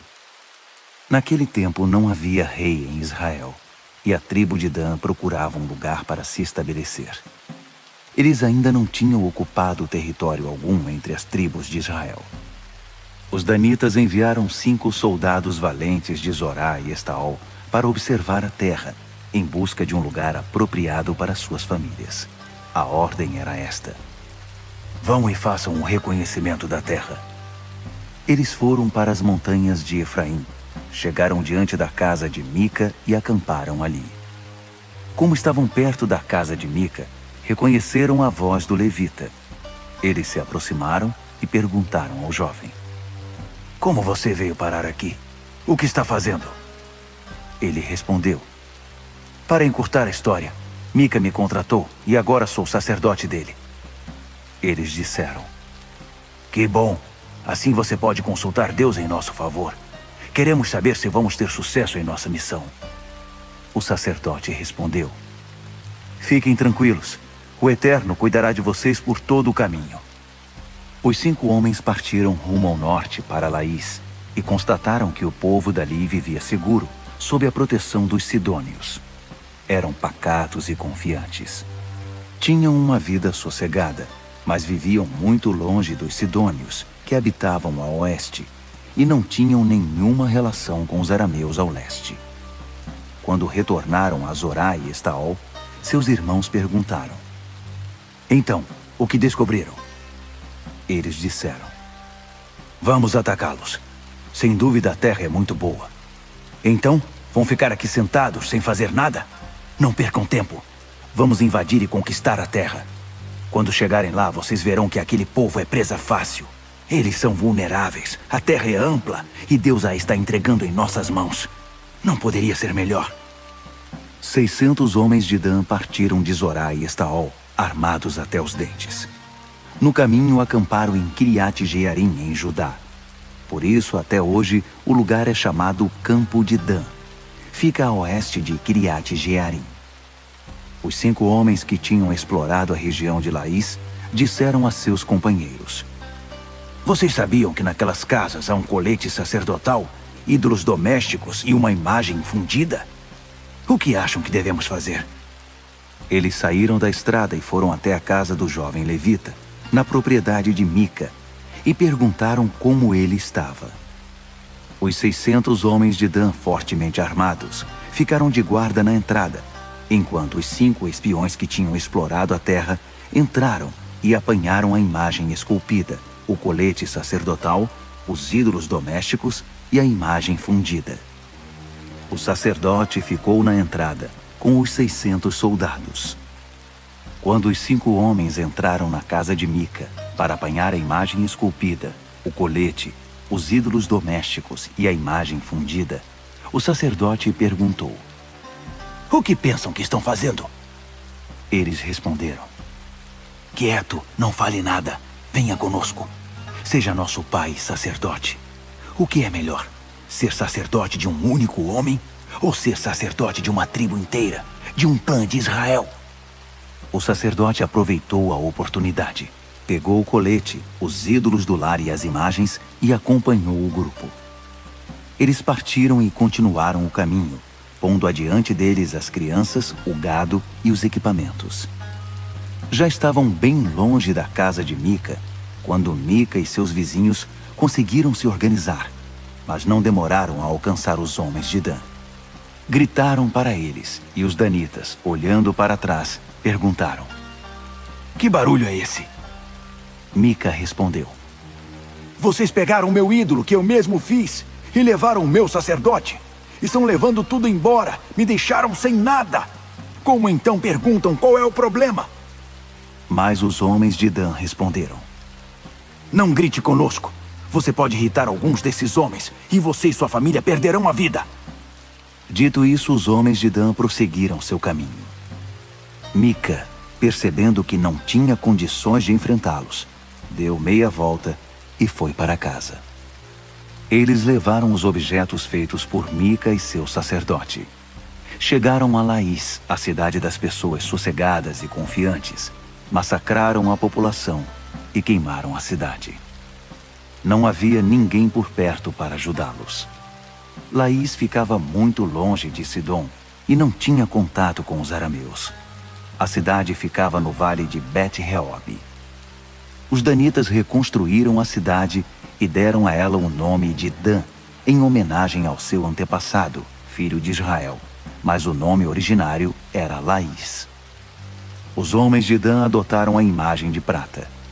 Jonatas, filho de Gerson, filho de Moisés, e seus descendentes foram sacerdotes na tribo de Dan até a época do cativeiro. Durante todo o tempo em que o santuário de Deus ficou em Siló, eles mantiveram para uso particular o ídolo feito por Mica. Juízes, capítulo 19. Naquele tempo não havia rei em Israel. Um levita que vivia nas regiões remotas das montanhas de Efraim tomou para si uma concubina, uma mulher de Belém de Judá. Mas a mulher cometeu adultério e o abandonou, retornando para a casa de seu pai, em Belém de Judá. Depois de 4 meses, o marido resolveu procurá-la e convencê-la a voltar para ele. Estava acompanhado de um escravo e 2 jumentos. Ela o recebeu na casa de seu pai. Seu sogro, o pai da moça, ficou bastante feliz com a visita e insistiu em que ele ficasse algum tempo ali. Ele ficou hospedado ali 3 dias, com muita comida e bebida. No 4º dia, levantaram-se de madrugada e se prepararam para partir. Mas o pai da moça pediu ao genro: Faça uma refeição reforçada antes de partir. Então eles se assentaram e comeram juntos. O pai da moça disse ao homem: Fique aqui ainda esta noite. Você será meu hóspede. O homem se levantou para partir, mas o sogro insistiu tanto que o homem concordou em pernoitar ali mais uma vez. No quinto dia, ele se levantou de madrugada novamente. O pai da moça disse: Você precisa se alimentar bem. Enquanto comiam e bebiam, o dia passou. O homem e sua concubina estavam preparados para partir, mas o sogro insistiu mais uma vez. Vejam, está ficando tarde. Por que não passam a noite aqui? Logo estará escuro. Fiquem mais uma noite e descansem. Amanhã vocês podem sair cedo e seguir para casa. Mas desta vez o homem não quis passar a noite ali. Preparou sua bagagem e partiu para Jebus, Jerusalém, com seus 2 jumentos, sua concubina e seu escravo. Quando se aproximou de Jebus, já estava escurecendo. O escravo sugeriu ao seu senhor: Já é tarde. Vamos entrar na cidade dos Jebuseus e passar a noite ali. Mas o homem disse: Não entraremos em nenhuma cidade estrangeira. Seguiremos até Gibeá. Ele acrescentou: Continue andando. Vamos prosseguir a viagem. Passaremos a noite em Gibeá ou em Ramá. Assim continuaram a viagem. Ao pôr do sol, eles estavam perto de Gibeá, no território de Benjamim, e entraram na cidade para passar a noite. O levita foi para a praça da cidade, mas ninguém oferecia hospedagem a ele. Mais tarde, passou por ali um homem idoso que voltava do trabalho no campo. Ele era da região montanhosa de Efraim e estava morando temporariamente em Gibeá, onde todos os moradores eram benjamitas. Quando o homem viu o viajante na praça da cidade, perguntou: Para onde você está indo? De onde veio? O levita respondeu: Estamos de passagem. Estamos vindo de Belém a caminho de um lugar distante nas montanhas de Efraim. Eu sou de lá. Fui a Belém de Judá e estou retornando para casa. Mas ninguém nos convidou para passar a noite. Não vamos dar despesa a ninguém. Temos comida e feno para os jumentos, pão e vinho para a mulher, para o jovem e para mim. Não precisamos de nada. O velho disse: Tudo bem, eu cuido de vocês. Vocês não passarão a noite na praça. Ele os levou para sua casa e alimentou os jumentos. Depois, todos se lavaram e se assentaram para comer. Eles estavam tranquilos e se entretendo, quando um grupo de desocupados da cidade cercou a casa e começou a bater a porta. Eles gritavam para o dono da casa: Tragam para fora esse homem que está na sua casa! Queremos sexo! Vamos nos aproveitar dele! O velho saiu e disse: Nada disso, companheiros! Não sejam tão perversos! Esse homem é meu hóspede! Não cometam esse ultraje! Venham! Minha filha virgem e a concubina dele estão aqui! Vou trazê-las para fora! Façam o que quiserem com elas, mas não façam essa loucura com este homem! Mas os homens não quiseram dar atenção ao velho. Finalmente, o levita empurrou sua concubina para fora. Eles abusaram dela a noite toda. De madrugada a soltaram. A mulher voltou e ficou caída diante da porta da casa na qual estava seu senhor. Ao clarear o dia, ela continuava ali. De manhã, quando seu senhor se levantou e abriu a porta para prosseguir viagem, sua concubina estava ali, prostrada, com a mão na soleira da porta. Ele disse: Levante-se, vamos. Mas a mulher não respondeu. Ele a pôs sobre o jumento e seguiu viagem. Ao chegar em casa, apanhou uma faca e esquartejou sua concubina. Ele a dividiu em 12 pedaços e mandou um pedaço para cada região de Israel. Todos os que viram isso disseram: Nunca aconteceu algo assim, desde quando os israelitas saíram da terra do Egito. Pensem bem, reflitam, façam alguma coisa. Juízes, capítulo 20. Então todo o povo de Israel se reuniu na presença do Eterno em Mispá. Todos estavam lá, de Dan a Berseba, como um só homem. Os líderes do povo representando todas as tribos de Israel, tomaram seus lugares na Assembleia do Povo de Deus. Estavam ali 400.000 soldados de infantaria armados com espada. Nesse meio tempo, os benjamitas ficaram sabendo que os israelitas estavam reunidos em Mispá. O povo de Israel perguntou: "Conte-nos, como aconteceu essa perversidade?" O levita, marido da mulher assassinada, respondeu: "Eu e minha concubina entramos em Gibeá, cidade benjamita, para passar a noite. Naquela noite, os homens de Gibeá vieram atrás de mim. Eles cercaram a casa em que eu me hospedava e queriam me matar. Eles violentaram minha concubina e ela morreu. Levei minha concubina para casa, esquartejei-a e enviei cada um dos 12 pedaços para toda a terra da herança de Israel. Esse crime vil e perverso foi cometido em Israel. Então, israelitas, resolvam, decidam o que fazer." Todo o povo se levantou como um só homem. Disseram: "Ninguém vai voltar para casa, nem sequer uma pessoa. Este é o plano para Gibeá. Nós atacaremos por sorteio. Tomaremos 10 de cada 100 homens de cada tribo de Israel, 100 de cada 1.000, 1.000 de cada 10.000, para levar mantimentos para o exército. Quando as tropas chegarem a Gibeá, irão acertar as contas com os que cometeram esse crime horroroso em Israel." Assim, todos os homens de Israel, por unanimidade, se aliaram contra a cidade. As tribos israelitas enviaram uma mensagem à tribo de Benjamim, dizendo: "O que vocês dizem desse horror cometido entre vocês? Entreguem os homens agora, esses criminosos de Gibeá. Nós os mataremos para extirpar o mal de Israel." Mas os benjamitas não os entregaram. Eles não deram atenção ao pedido de seus irmãos, o povo de Israel. Pelo contrário, convocaram o exército de todas as suas cidades e se reuniram em Gibeá para atacar o povo de Israel. Em pouquíssimo tempo, conseguiram recrutar 26.000 soldados de infantaria armados com espada.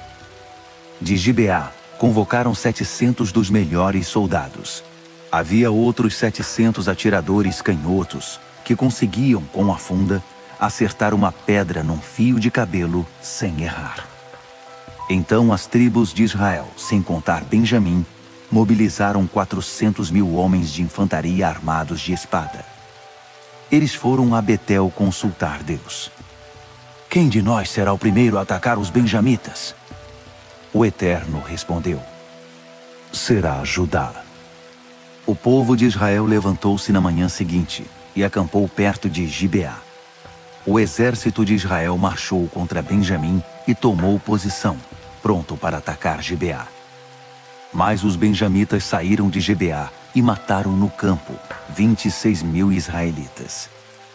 Os israelitas voltaram ao santuário e choraram perante o Eterno até a tarde. Outra vez consultaram o Eterno: "Devemos atacar os benjamitas, nossos irmãos, outra vez?" O Eterno respondeu: "Vão, ataquem." O exército se animou. Os homens de Israel ocuparam as mesmas posições do primeiro dia. No segundo dia, os israelitas avançaram contra os benjamitas. Pela segunda vez, os benjamitas saíram da cidade e mataram 18.000 israelitas, todos armados de espada. Todo o povo de Israel, o exército inteiro, voltou para Betel. Chorando, apresentaram-se perante o Eterno. Naquele dia, jejuaram até a tarde. Apresentaram ofertas queimadas e ofertas de paz perante o Eterno. Mais uma vez, consultaram o Eterno. Naquele tempo, a arca da aliança de Deus estava ali com Finéias, filho de Eleazar, filho de Arão, que ministrava como sacerdote. Eles perguntaram: "Devemos lutar outra vez contra os benjamitas, nossos irmãos, ou devemos desistir?" O Eterno respondeu: "Ataquem. Amanhã darei a vitória a vocês." Dessa vez, Israel armou emboscada em torno de Gibeá. No terceiro dia, quando Israel avançou, eles ocuparam as mesmas posições diante dos benjamitas. Quando os benjamitas saíram para atacar o exército, eles se distanciaram da cidade. os benjamitas começaram a ferir parte da tropa, como tinham feito antes. Cerca de 30 homens morreram no campo e nas estradas para Betel e para Gibeá. Os benjamitas começaram a se orgulhar. Nós os estamos matando como moscas todos os dias. Mas os israelitas tinham uma estratégia. Disseram: vamos retroceder e forçá-los para fora da cidade, até as estradas principais. Então todos os israelitas se distanciaram na direção de Baal-Tamar, e a emboscada dos israelitas saiu de sua posição a oeste de Gibeá. 10.000 dos melhores soldados de Israel atacaram Gibeá. Houve luta intensa e sangrenta. Os benjamitas não imaginavam que estavam sendo derrotados. O Eterno os derrotou diante de Israel. Naquele dia, os israelitas mataram 25.500 benjamitas, todos armados com espada. Os benjamitas reconheceram a derrota. Os homens de Israel fizeram de conta que estavam se retirando da presença dos benjamitas, sabendo que poderiam confiar na emboscada armada contra Gibeá. Os emboscados saíram rapidamente contra Gibeá. Os homens se espalharam e massacraram os que estavam na cidade. A estratégia com os da emboscada era que eles dariam um sinal de fumaça da cidade. Então os homens de Israel voltariam e atacariam. Quando isso aconteceu, os benjamitas tinham matado 30 soldados israelitas. Achando que estavam vencendo a batalha, gritavam: Eles estão fugindo como da outra vez! Até que apareceu o sinal no céu, uma enorme coluna de fumaça. Quando os benjamitas olharam para trás, viram a cidade deles em chamas. Quando os homens de Israel se voltaram contra eles, os homens de Benjamim esmoreceram. Perceberam que estavam cercados. Para evitar o confronto com os israelitas, tentaram escapar pela estrada do deserto, mas eram atacados por todos os lados. Os homens de Israel saíram das cidades, cercaram-nos por todos os lados e os atacaram. Eles os perseguiram e os alcançaram a leste de Gibeá. 18.000 benjamitas foram mortos, os melhores soldados. 5.000 homens viraram e fugiram para o deserto, em direção à rocha de Rimon, mas os israelitas os alcançaram e os massacraram ao longo da estrada. Os israelitas continuaram a persegui-los e derrotaram mais 2.000 homens. Ao todo, morreram naquele dia 25.000 soldados de infantaria benjamitas, os melhores do exército armados com espada. 600 homens escaparam. Eles conseguiram chegar até a rocha de Rimon, no deserto, e ficaram ali 4 meses. Os homens de Israel voltaram, entraram nas cidades e ali mataram todos os benjamitas que sobreviveram, todos os homens e animais que encontraram. Eles incendiaram todas aquelas cidades. Juízes, capítulo 21. Israel havia feito um juramento em Mispá. Ninguém de nós dará sua filha em casamento a um benjamita. De volta a Betel, o povo permaneceu ali sentado na presença de Deus até a tarde. Eles choraram alto e lamentavam. Ó Eterno Deus de Israel, por que aconteceu isso? Por que estamos hoje sem uma tribo inteira de Israel? Na manhã seguinte, logo cedo, o povo começou a edificar um altar. Sacrificaram ofertas queimadas e ofertas de paz. Os israelitas perguntaram: Qual das tribos de Israel não compareceu quando nos reunimos na presença do Eterno?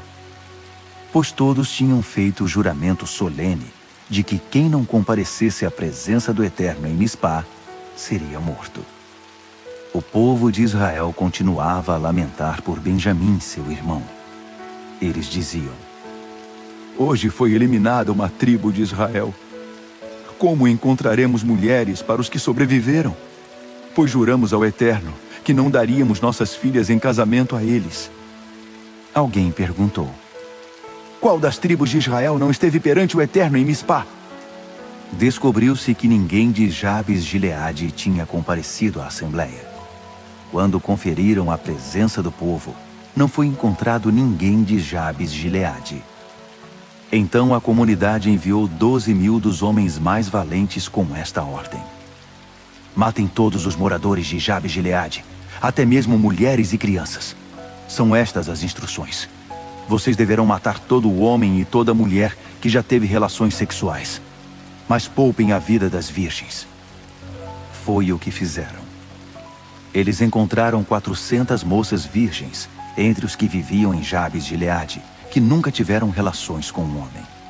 As moças foram trazidas ao acampamento de Siló, na terra de Canaã.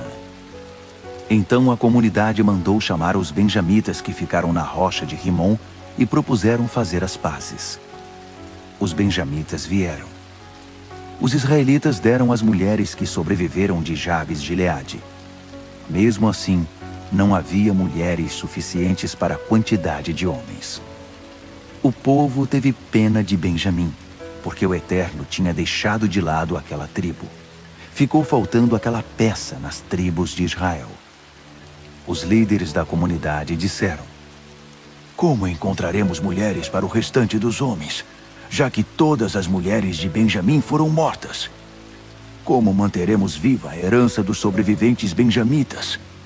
Como evitaremos que a tribo seja extinta?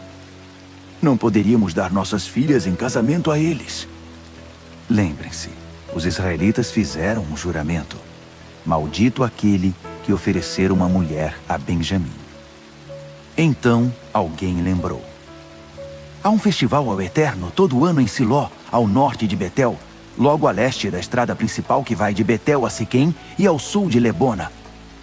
Eles disseram aos benjamitas: vão e se escondam nas vinhas. Fiquem atentos. Quando vocês virem as moças de Siló saírem para as suas danças, saiam das vinhas, tomem uma das moças de Siló por mulher. Depois, corram de volta para o território de Benjamim. Quando o pai e os irmãos delas vierem nos acusar, diremos: tenham compaixão deles. Afinal, não viemos lutar e matar vocês para conseguir mulheres para os homens. Não se preocupem, vocês não serão culpados, pois não deram suas filhas a eles. Foi o que os benjamitas fizeram.